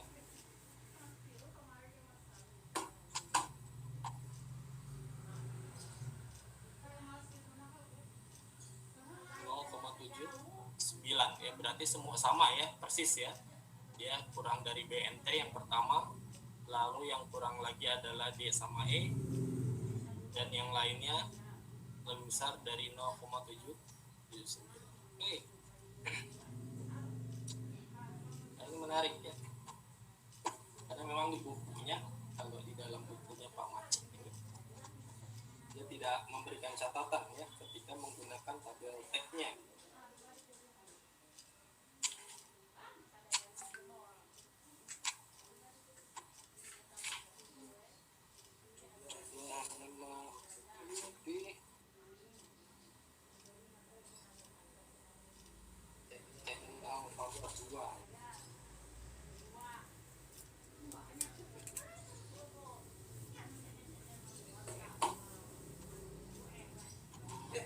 Sampai sini ada pertanyaan atau sudah ada yang mengerjakan contohnya di soal yang kalian sudah pernah kerjakan?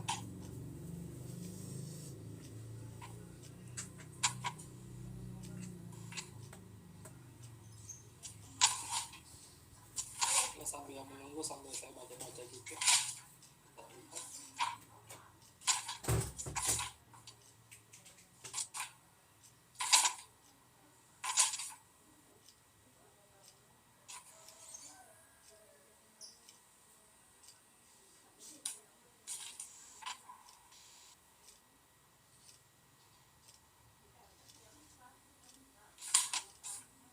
Silakan jika ada pertanyaan, materinya terakhir ini uji lanjut, nanti uji lanjut yang Duncan dan yang kontras.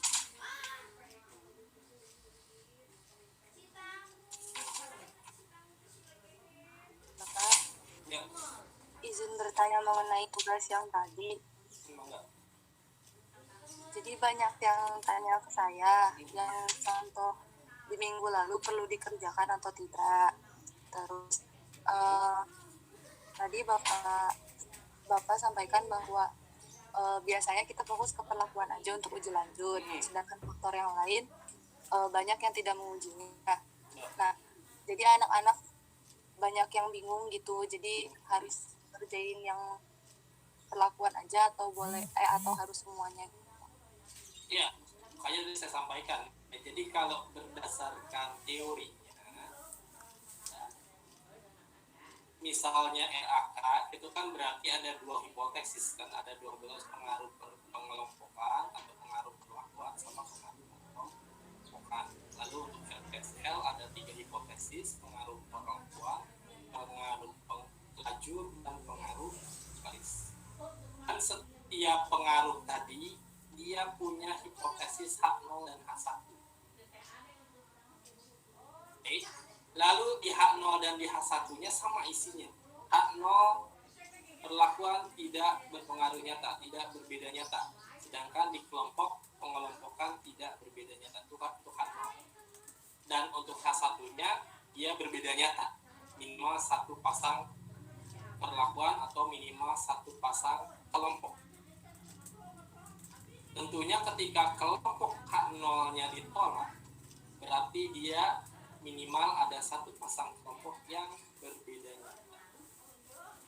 Maka kalau secara teori, maka dia harus diuji juga. Kelompok mana saja yang memberikan hasil pengaruh yang nyata terhadap respon, atau kelompok mana saja yang berbeda nyata. Karena kalau misalnya di dalam LAK pengelompokan itu penting, tapi ya seperti misalnya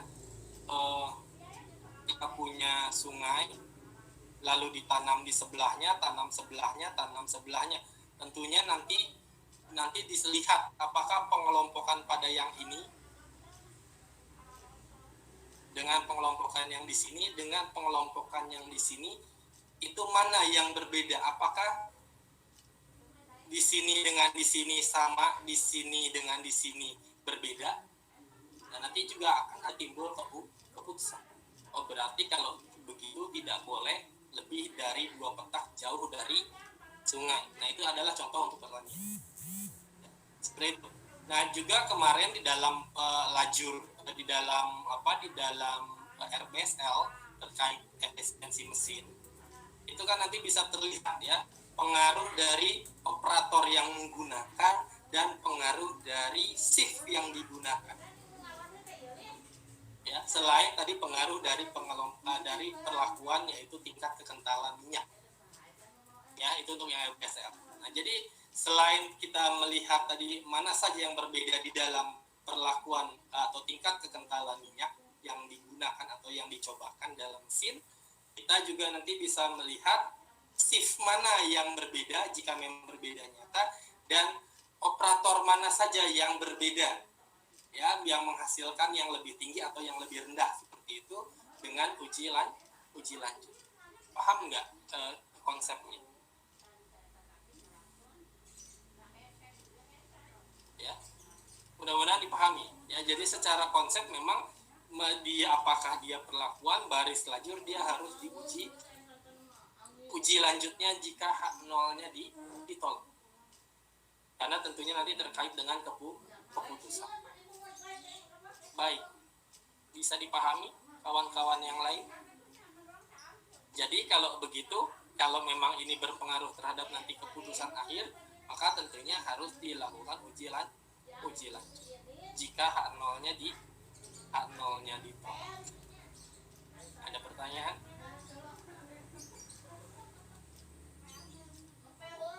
Bapak izin bertanya, Pak. Ya, silakan. Berarti kita yang uji lanjut itu dari soal-soal yang RPSL sama RAK. Sama RAL. Sama RAL. Ya. Jadi dilihatnya dari yang H0 ditolak ya, Pak? Iya, iya tentu. Ya kita tidak usah kalau H0 diterima tidak beda nyata, ngapain kita uji lanjut, karena kemungkinan besar atau mungkin hampir 100% bahwa dia akan di dalam subset yang sama kalau H0-nya diterima. Kan logikanya seperti itu. Kalau dia tidak beda nyata, berarti dia akan berada di subset yang sama semuanya. Ya, baik Pak. Terima kasih. Baik, ada yang lain? Ya, mohon dikerjakan sebagai latihan. Ya, saya memberikan latihan ini untuk membiasakan kalian mengerjakan, ya, mengerjakan, karena nanti ujiannya itu mulai dari kalian mencari ANOVA-nya, menentukan parameter-parameternya, perlakuannya dan seterusnya. Kalian nanti menghitung ANOVA-nya, kalian nanti dapatkan apakah H0 ditolak atau diterima. Nanti kalian lanjutkan dengan uji lanjutnya. Apakah dia LSD atau BNT, apakah Tukey atau Duncan, atau mungkin kontras. Jadi antara soal yang awal dengan soal yang akhir saling terkait. Nah, jadi kalian sudah bisa memahami ya nanti tipe soalnya seperti apa. Salah di dalam penentuan hipotesis di dalam ANOVA, maka uji lanjutnya pasti akan salah. Salah, harusnya H0 harusnya ditolak. Kalian salah di ANOVA-nya, ternyata hitungan kalian H0 diterima. Tentu nanti berpengaruh terhadap perhitungan dalam uji lanjut. Kalau H0 diterima, berarti nanti uji lanjutnya tidak usah dikerjakan atau tidak kalian kerjakan, karena akan dalam subset yang sama atau dengan sandi yang sama, notasi sandi yang sama. Sedangkan kalau H0 ditolak, tentunya nanti akan terlihat mana yang berbeda sandinya, mana yang sama sandi. Jadi nanti kalian berlatih, mulai harusnya nanti mungkin di pertemuan ke-7 kita coba dari soal awal, kalian mencari ANOVA, lalu kalian mencari uji lanjutnya, interpretasinya, kemudian kalian juga ada soal mungkin terkait IR, nilai ER, atau nilai koefisien keragam. Baik, ada pertanyaan lagi?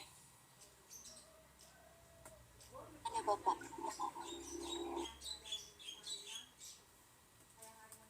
Bapak izin bertanya untuk Ya. yang tadi di rumus yang ada di bab uji lanjut itu R-nya itu perlakuan atau ulangan? Apa R kemarin yang kita sudah sepakati?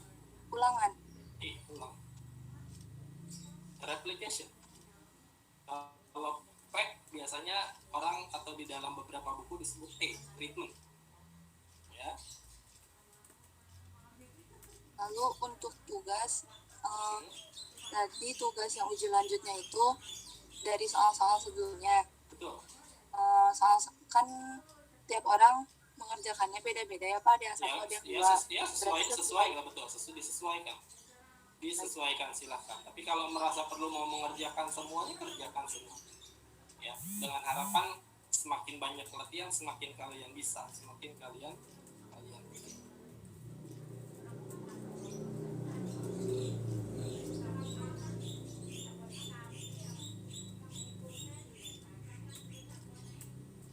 Ya, Bapak izin bertanya Pak. Ini silahkan.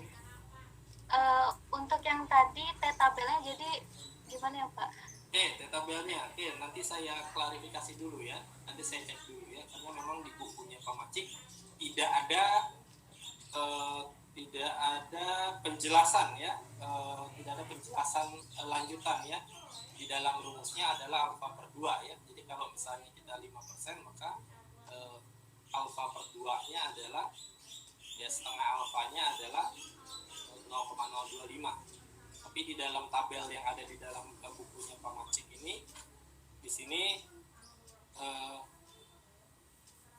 diberikan ada beberapa pilihan ya, 0,025 atau 0,5. Nanti saya mau cek dulu apakah sesuai tadi yang disampaikan oleh kawan kalian ya, bahwa ini adalah setengah ya, tadi setengahnya ya, jadi tetap menggunakan alfanya ada yang 5%. Nanti saya kabari sendiri.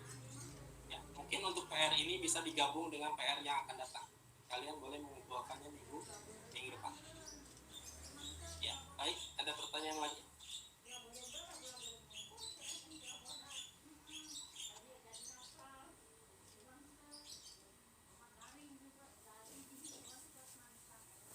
izin bertanya. Ya, silakan. Jadi tadi kan kalau yang contoh soal yang sebelumnya kan itu kita nyari hipotesis perlakuan ya. Terus kan berarti rata-rata perlakuan. Berarti kalau misalkan kita mau ngerjain RAK, mau nyari Sama. buat hipotesis Sama. kelompok, Sama, tetap rata-rata kelompok. Iya, rata-rata kelompok. rata-rata Nanti- kelompok. Iya, betul, rata-rata kelompok. Nanti rata-rata lajur, rata-rata baris. Oh, oke. Makasih, Ya, Pak. baik. Jadi kan masing-masing memiliki total ya yang kita nanti dapatkan dalam bentuk JKK, apakah JK baris, apakah JK lajur dari total ya, total setiap kelompok, total setiap baris, total setiap lajur. Tentunya dari data total itu bisa kita cari rata-rata. Ya, tinggal dibagi berapa banyak barisnya, berapa banyak lajurnya, dan dibagi berapa banyak kelompok. Baik.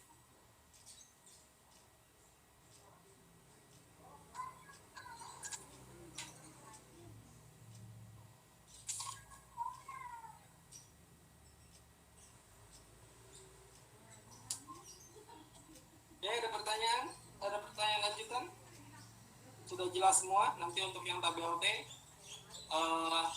betul juga, masuk akal juga ya, logis juga, karena memang kalau kita lihat di buku tabelnya Pak Macik juga, walaupun diberikan rumusnya adalah alfa per 2, tapi di dalam tabelnya dia tidak menuliskan alfa per 2, tapi tetap alfa. Jadi memang saya juga sedikit lebih condong seperti yang dijelaskan oleh kawan kalian. Ya. Jadi silakan gunakan itu dulu saja, tapi nanti saya akan cek dulu ya, apakah yang penggunaan tabelnya Pak Macik ini seperti yang kawan kalian sampaikan atau seperti yang dijelaskan di dalam bukunya ya, atau di dalam slide yang tadi saya sampaikan ya, seperti itu ya. Jadi sepakat saja dulu, nanti kita cek, nanti akan saya informasikan.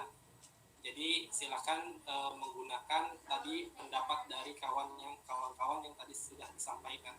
Jadi tetap menggunakan alfanya jika merujuk pada tabel yang ada di buku Pak Macik, ini tetap alfanya adalah alfa yang digunakan, yaitu adalah 5/5%. Saya pikir seperti itu dulu saja. Ya, nanti ketika misalnya ternyata tidak sesuai atau ada perbedaan pendapat, nanti saya akan sampaikan di kemudian waktu melalui PJ. Oke, baik. Jelas? Jelas, Pak. Ya, baik. Kalau jelas, saya pikir cukup ya. Silahkan kerjakan latihannya atau boleh dikumpulkan minggu depan sambil menunggu klarifikasinya ya, biar nanti lebih pas atau lebih tepat. Saya pikir cukup. Terima kasih semuanya. Jangan lupa untuk mengisi absensi di Unidakul dan di kolom chat pada Google Meet. Baik, kita tutup dengan membaca hamdalah. Alhamdulillahirrahmanirrahim. Wassalamualaikum warahmatullahi wabarakatuh.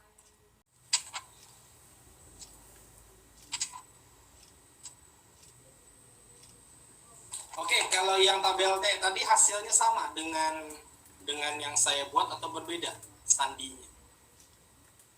Setelah kalian hitung.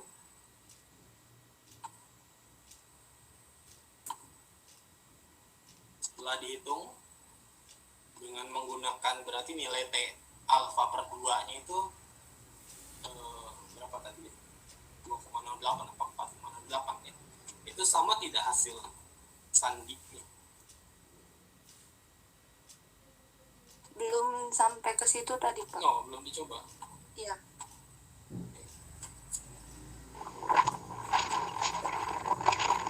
Jadi nanti kita cek kembali ya untuk yang tabel lainnya. Ini ada yang resek-resek, boleh dulu. Halo? Biar ini sambil menyalakan mikrofonnya. Mbak Lucy, mohon dimatikan.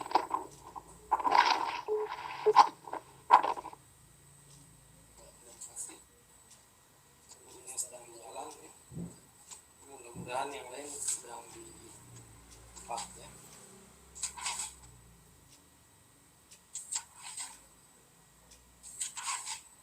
Oke, kita lanjut. Nanti kita lihat dengan SPSS yang akan kita coba ya. Apakah nanti boleh nanti kalian hitung manual kembali dengan yang pendapat tadi ya, pendapat yang kalian kemukakan. sehingga nanti kita lihat apakah hasilnya beda apa tidak dengan yang tadi kita lakukan perhitungan, dan tentunya kita cek nanti dengan SPSS ya tentunya ya, seperti itu. Baik, kita sekarang kita menggunakan SPSS dengan data yang tadi sudah kita kerjakan ya. Saya pikir ini bisa tinggal di input saja.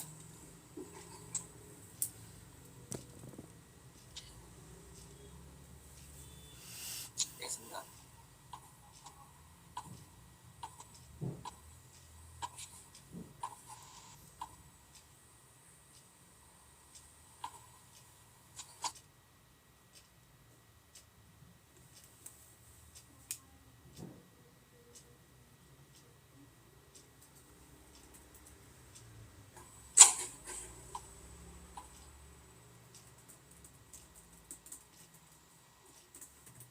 Oke, kita input data yang kita punya ya, seperti biasa. Kita tulis 1, 2, 3, 4, 5 sebagai ulangan. Lalu ini adalah perlakuan A, kemudian perlakuan B dengan ulangan yang sama. Kita bisa copy paste.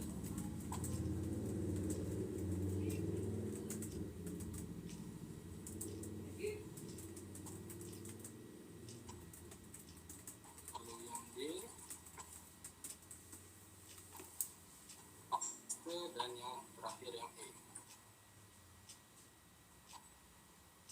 Oke, lalu kita masukkan angkanya. Sebenarnya ini mau dirapikan di awal atau tidak sebenarnya tidak ada masalah, tinggal yang pasti nanti harus kalian pahami apa yang kalian input ya.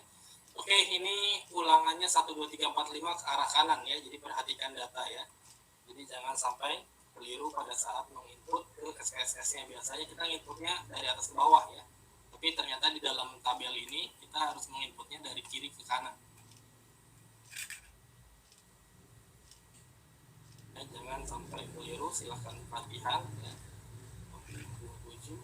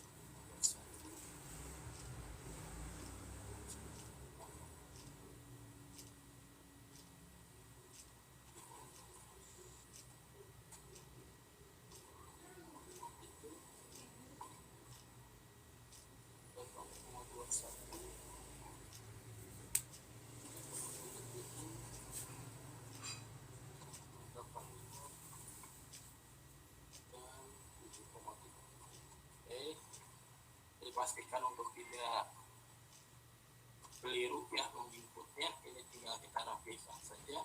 Kita bisa tulis di sini perlakuan.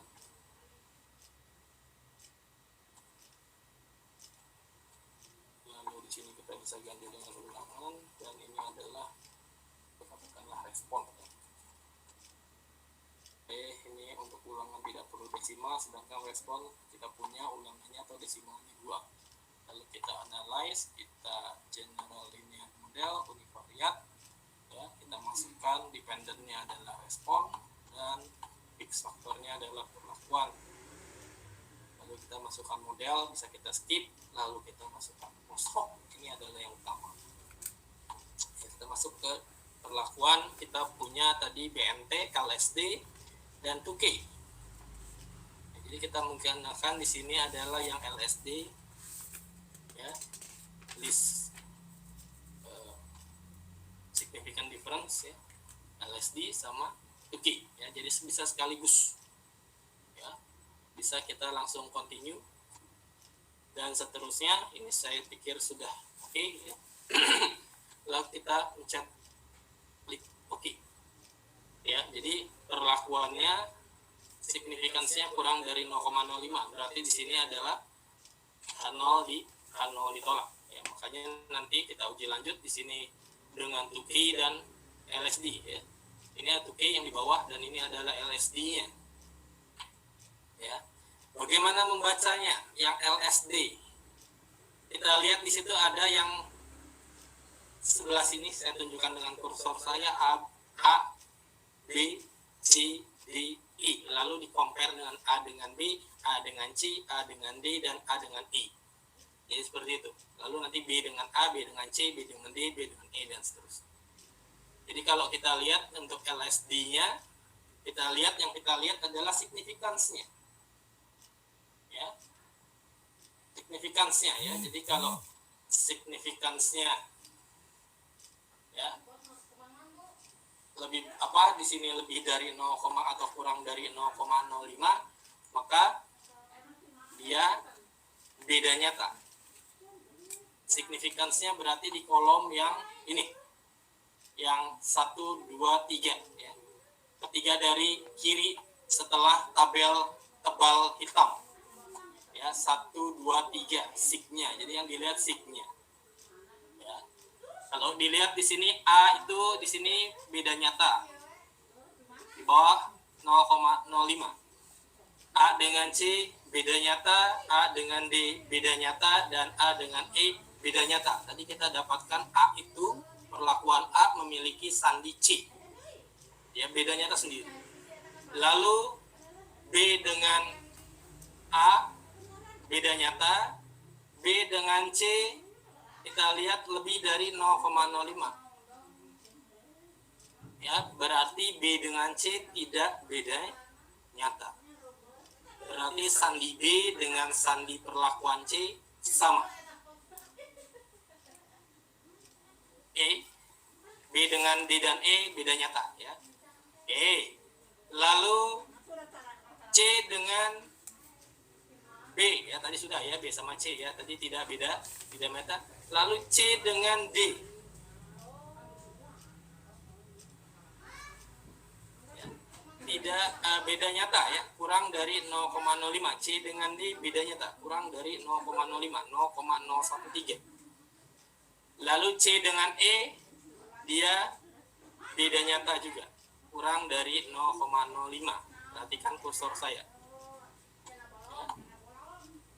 Lalu D dengan A tadi sudah, ya, D dengan B dengan C sudah. Sekarang D dengan E.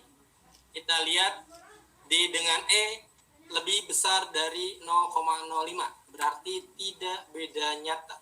Berarti sandinya antara D sama E sama. B sama C sama, D sama E sama. Ya.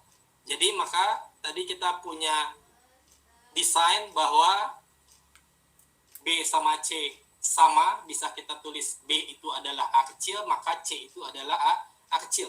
Tapi B dengan D beda nyata. Berarti B dengan D beda huruf sandinya. Ya, berarti kita bisa berikan untuk D itu B.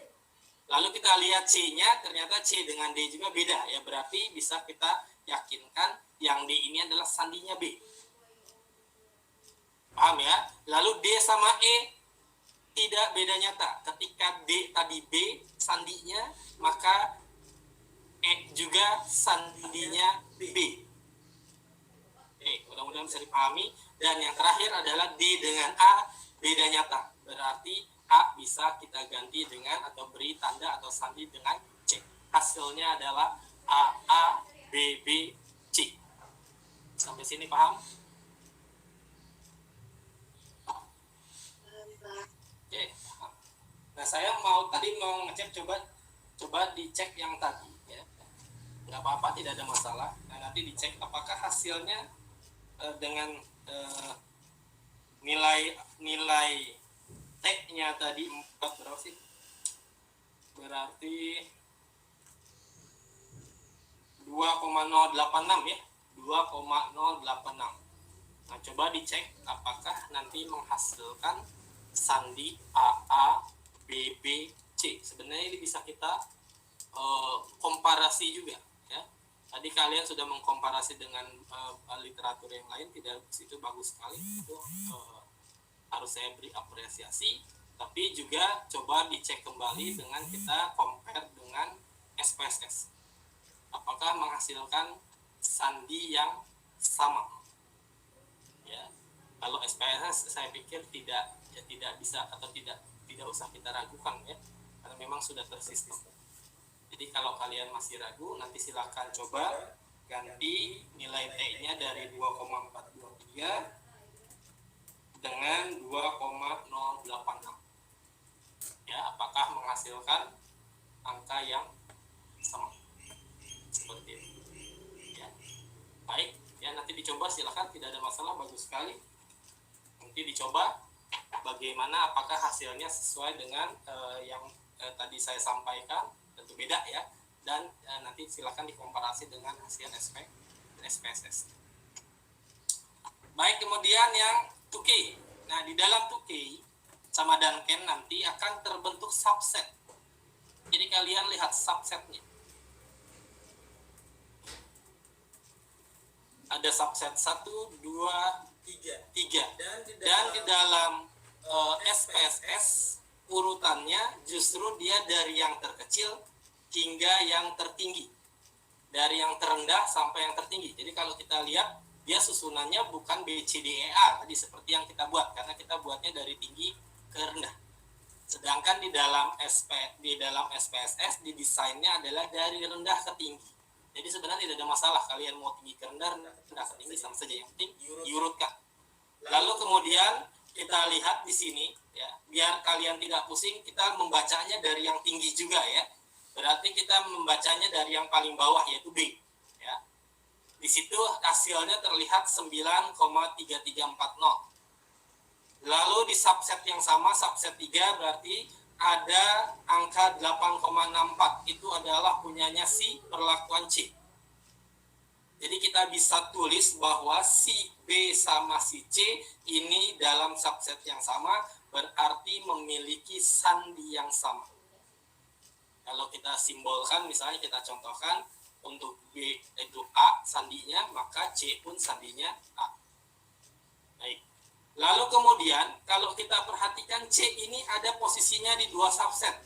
Di subset 3 ada, di subset 2 ada. Ya, di subset 3 ada untuk yang C, di subset 2 ada.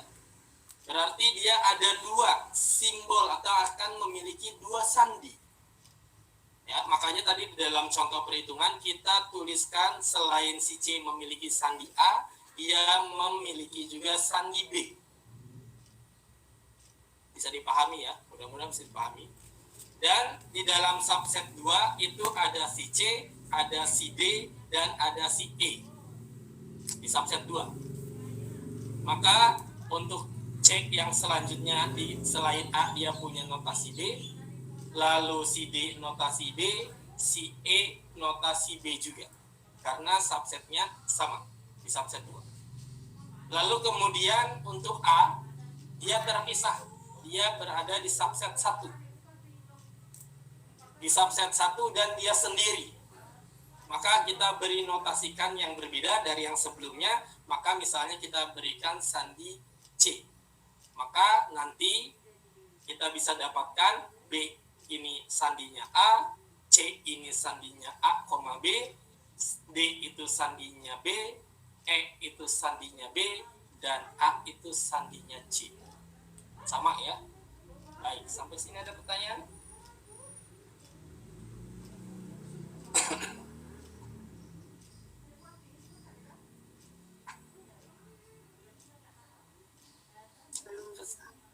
Baik, sudah dipahami ya. Sebenarnya di atas juga ada ya. Cuman pembacaannya seperti LSD tadi ya, agak sedikit ribet. Ya, agak sedikit kalian harus fokus. Tapi kalau di dalam kolom atau tabel yang di bawahnya, itu memudahkan pembacaan notasi yang akan diberikan ya, atau sandi yang akan diberikan pada setiap perlakuan. ya. Jadi memang lebih enak ketika kita mendapatkan hasilnya seperti dengan menggunakan uji tuki ya, seperti kolom yang ini yang saya tandai, dan menggunakan danket. Jadi hasilnya dia berupa subset-subset hingga nanti kalian beri notasi bahwa di dalam subset yang sama dia memiliki notasi sandi yang sama. Ketika ada satu perlakuan ada di 3 subset, perhatikan, misalnya C ada di subset 1 juga, maka kalian bisa menulisnya A, B, atau maaf ya betul, A, B, C. Ya, makanya kalau kalian mungkin melihat tabel ada kakak kelas atau kakak tingkat di mana subsetnya untuk satu angka itu bisa A, B, C, D. Berarti dia ada di beberapa atau ada di 4 subset yang berbeda. Itu adalah ketika kita menggunakan SPSS ya, yang tadi kita hanya tinggal mengklikkan saja. Oke, sampai sini ada pertanyaan?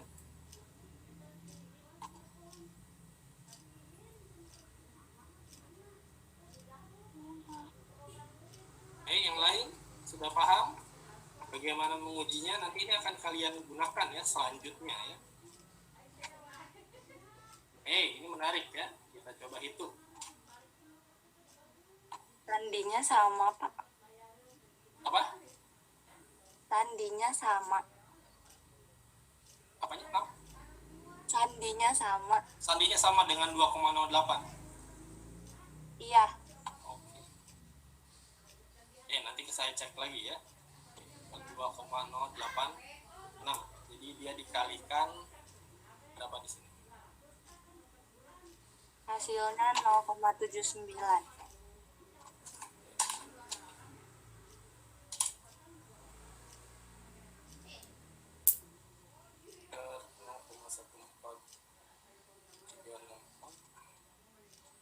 Kali 2,08. Hasilnya 0,79. Kalau kita lihat di sini semuanya di bawah ya. Tadi 0,79 ada.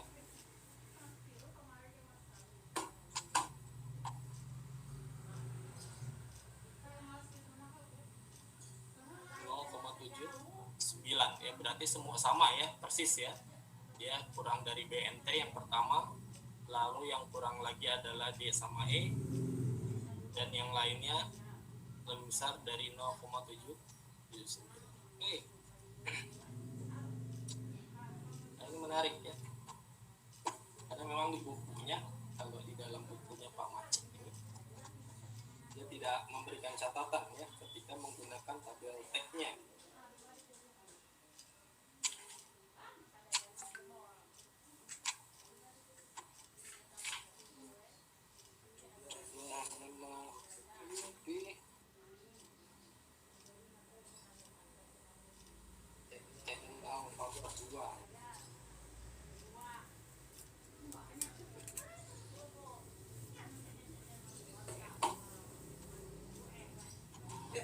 Sampai sini ada pertanyaan atau sudah ada yang mengerjakan contohnya di soal yang kalian sudah pernah kerjakan?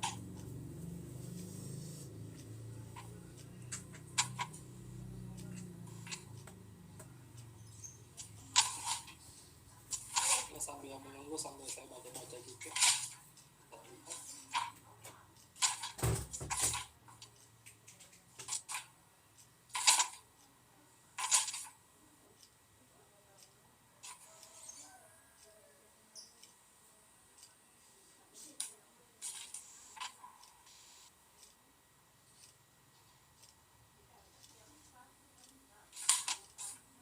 Silakan jika ada pertanyaan. Materinya terakhir ini uji lanjut, nanti uji lanjut yang Duncan dan yang kontras.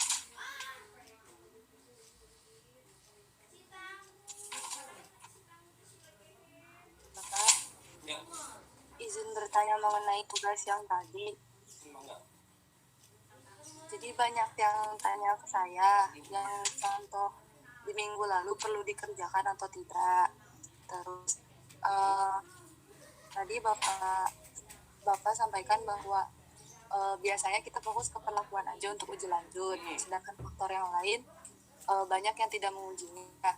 Nah, jadi anak-anak banyak yang bingung gitu, jadi harus kerjain yang perlakuan aja atau boleh atau harus semuanya. Ya, makanya tadi saya sampaikan. Ya, jadi kalau berdasarkan teorinya, ya, misalnya RAK itu kan berarti ada dua hipotesis kan, ada dua hipotesis pengaruh pengelompokan atau pengaruh perlakuan sama pengaruh pengelompokan. Lalu untuk LPSL ada tiga hipotesis, pengaruh perlakuan, pengaruh pelajur, dan pengaruh garis. Dan setiap pengaruh tadi dia punya hipotesis H0 dan H1. Oke. Lalu di H0 dan di H1-nya sama isinya. H0 perlakuan tidak berpengaruh nyata, tidak berbeda nyata. Sedangkan di kelompok pengelompokan tidak berbeda nyata. Itu H0. Dan untuk H1-nya dia berbeda nyata. Minimal satu pasang perlakuan atau minimal satu pasang kelompok. Tentunya ketika kelompok H0-nya ditolak, berarti dia minimal ada satu pasang kelompok yang berbeda nyata. Maka kalau secara teori, maka dia harus diuji juga. Kelompok mana saja yang memberikan hasil pengaruh yang nyata terhadap respon, atau kelompok mana saja yang berbeda nyata. Karena kalau misalnya di dalam LAK pengelompokan itu penting, tapi ya seperti misalnya kita punya sungai, lalu ditanam di sebelahnya, tanam sebelahnya. Tentunya nanti dilihat apakah pengelompokan pada yang ini dengan pengelompokan yang di sini dengan pengelompokan yang di sini itu mana yang berbeda? Apakah di sini dengan di sini sama, di sini dengan di sini berbeda? Dan nanti juga akan timbul keputusan. Oh, berarti kalau begitu tidak boleh lebih dari 2 petak jauh dari sungai. Nah, itu adalah contoh untuk pertanian. Seperti itu. Nah, juga kemarin di dalam di dalam RBSL terkait efisiensi mesin, itu kan nanti bisa terlihat ya pengaruh dari operator yang menggunakan dan pengaruh dari shift yang digunakan. Ya, selain tadi pengaruh dari dari perlakuan yaitu tingkat kekentalan minyak.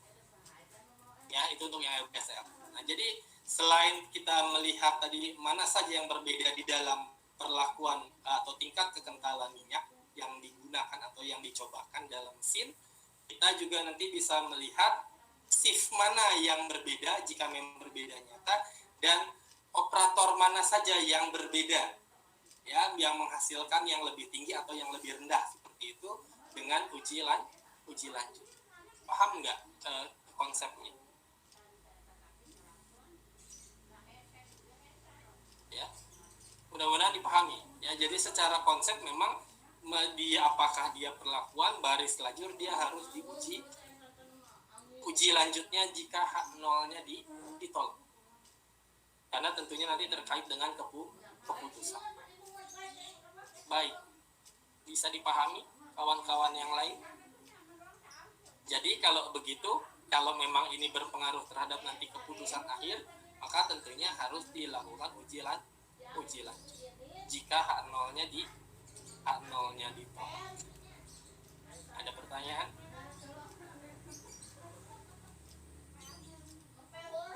Bapak izin bertanya, Pak. Ya, silakan. Berarti kita yang uji lanjut itu dari soal-soal yang RBSL sama RAK. Sama RAL. Sama RAL. Ya. Jadi dilihatnya dari yang H0 ditolak ya, Pak? Iya, tentu. Ya, kita tidak usah kalau H0 diterima tidak beda nyata, ngapain kita uji lanjut, karena kemungkinan besar atau mungkin hampir 100% bahwa dia akan di dalam subset yang sama kalau H0-nya diterima. Kan logikanya seperti itu. Kalau dia tidak beda nyata, berarti dia akan berada di subset yang sama semuanya. Ya, baik, Pak. Terima kasih. Baik, ada yang lain? Ya, mohon dikerjakan sebagai latihan. Ya, saya memberikan latihan ini untuk membiasakan kalian mengerjakan karena nanti ujiannya itu mulai dari kalian mencari ANOVA-nya, menentukan parameter-parameternya, perlakuannya dan seterusnya.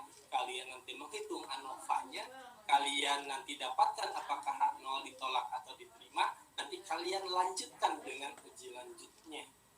Apakah dia LSD atau BNT, apakah 2K atau Duncan atau mungkin kontras. Jadi antara soal yang awal dengan soal yang akhir saling terkait. Nah, jadi kalian sudah bisa memahami ya nanti tipe soalnya seperti apa. Salah di dalam penentuan hipotesis di dalam ANOVA, maka uji lanjutnya pasti akan salah. Harusnya H0 harusnya ditolak. Kalian salah di ANOVA-nya, ternyata hitungan kalian H0 diterima. Tentu nanti berpengaruh terhadap perhitungan dalam uji lanjut. Kalau H0 diterima berarti nanti uji lanjutnya tidak usah dikerjakan atau tidak kalian kerjakan karena akan dalam subset yang sama atau dengan sandi yang sama, notasi sandi yang sama. Sedangkan kalau H0 ditolak, tentunya nanti akan terlihat mana yang berbeda sandinya, mana yang sama sandi. Jadi nanti kalian berlatih mulai harusnya nanti mungkin di pertemuan ke-7 kita coba dari soal awal kalian mencari ANOVA, lalu kalian mencari uji lanjutnya, interpretasinya, kemudian kalian juga ada soal mungkin terkait IR, nilai ER atau nilai koefisien keragam. Baik, ada pertanyaan lagi? Ada Bapak.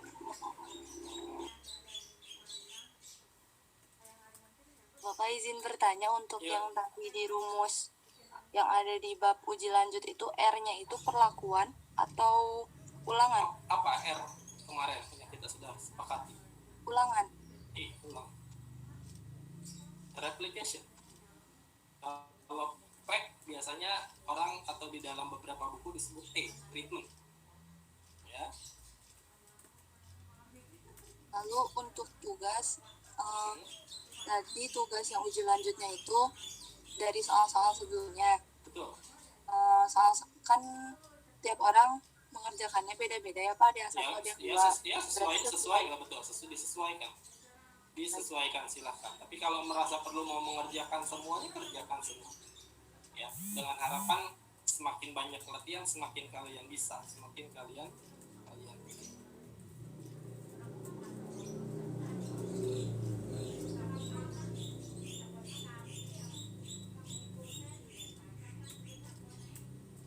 Ya, Bapak izin bertanya Pak. Ya, silahkan. Untuk yang tadi tabelnya jadi gimana ya Pak? Tabelnya, nanti saya klarifikasi dulu ya. Nanti saya cek dulu ya, karena memang di bukunya Pak Macik tidak ada penjelasan ya, tidak ada penjelasan lanjutan ya. Di dalam rumusnya adalah alfa per 2 ya. Jadi kalau misalnya kita 5%, maka alfa per 2-nya adalah ya setengah alfanya adalah 0,025. Tapi di dalam tabel yang ada di dalam bukunya Pak Macik ini, di sini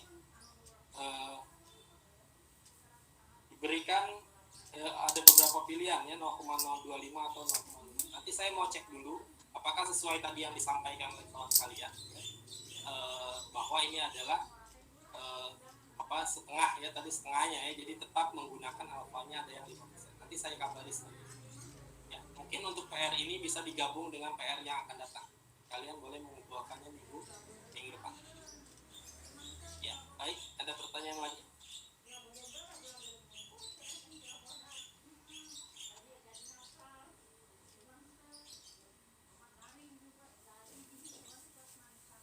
Bapak izin bertanya. Ya, silakan. Jadi tadi kan kalau yang contoh soal yang sebelumnya kan itu kita nyari hipotesis perlakuannya. Terus kan berarti rata-rata perlakuan. Berarti kalau misalkan kita mau ngerjain RAK, mau nyari buat hipotesis kelompok, tetap rata-rata kelompok. Iya, rata-rata kelompok. Rata-rata kelompok. Iya, betul. Rata-rata kelompok. Nanti rata-rata lajur, rata-rata baris. Oh, oke. Makasih, Ya, Pak. baik. Jadi kan masing-masing memiliki total ya yang kita nanti dapatkan dalam bentuk JKK, apakah JK baris, apakah JK lajur dari total ya, total setiap kelompok, total setiap baris, total setiap lajur. Tentunya dari data total itu bisa kita cari rata-rata. Ya, tinggal dibagi berapa banyak barisnya, berapa banyak lajurnya, dan dibagi berapa banyak kelompok. Baik.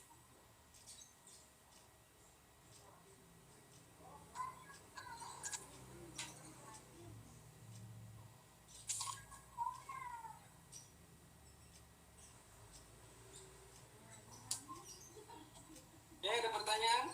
Ada pertanyaan lanjutan? Sudah jelas semua. Nanti untuk yang tabel T,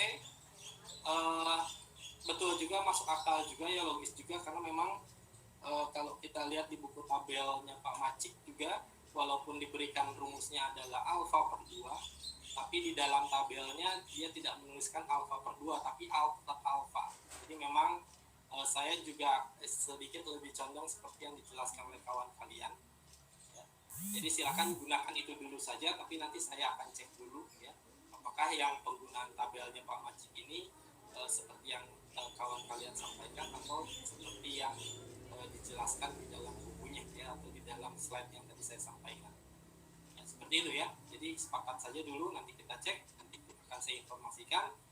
Jadi silakan menggunakan tadi pendapat dari kawan-kawan yang tadi sudah disampaikan. Jadi tetap menggunakan alfanya jika merujuk pada tabel yang ada di buku Pak Macik ini, tetap alfanya adalah alfa yang digunakan, yaitu adalah 5/5%. Saya pikir seperti itu dulu saja. Ya, nanti ketika misalnya ternyata tidak sesuai atau ada perbedaan pendapat, nanti saya akan sampaikan di kemudian waktu melalui izin. Oke, baik. Jelas? Jelas, Pak. Ya, baik. Kalau jelas, saya pikir cukup ya. Silahkan kerjakan latihannya atau boleh dikumpulkan minggu depan sambil menunggu klarifikasinya ya, biar nanti lebih pas atau lebih tepat. Saya pikir cukup. Terima kasih semuanya. Jangan lupa untuk mengisi absensi di Unidakul dan di kolom chat pada Google Meet. Baik, kita tutup dengan membaca hamdalah. Alhamdulillahirrahmanirrahim. Wassalamualaikum warahmatullahi wabarakatuh. Waalaikumsalam warahmatullahi wabarakatuh. Selamat malam.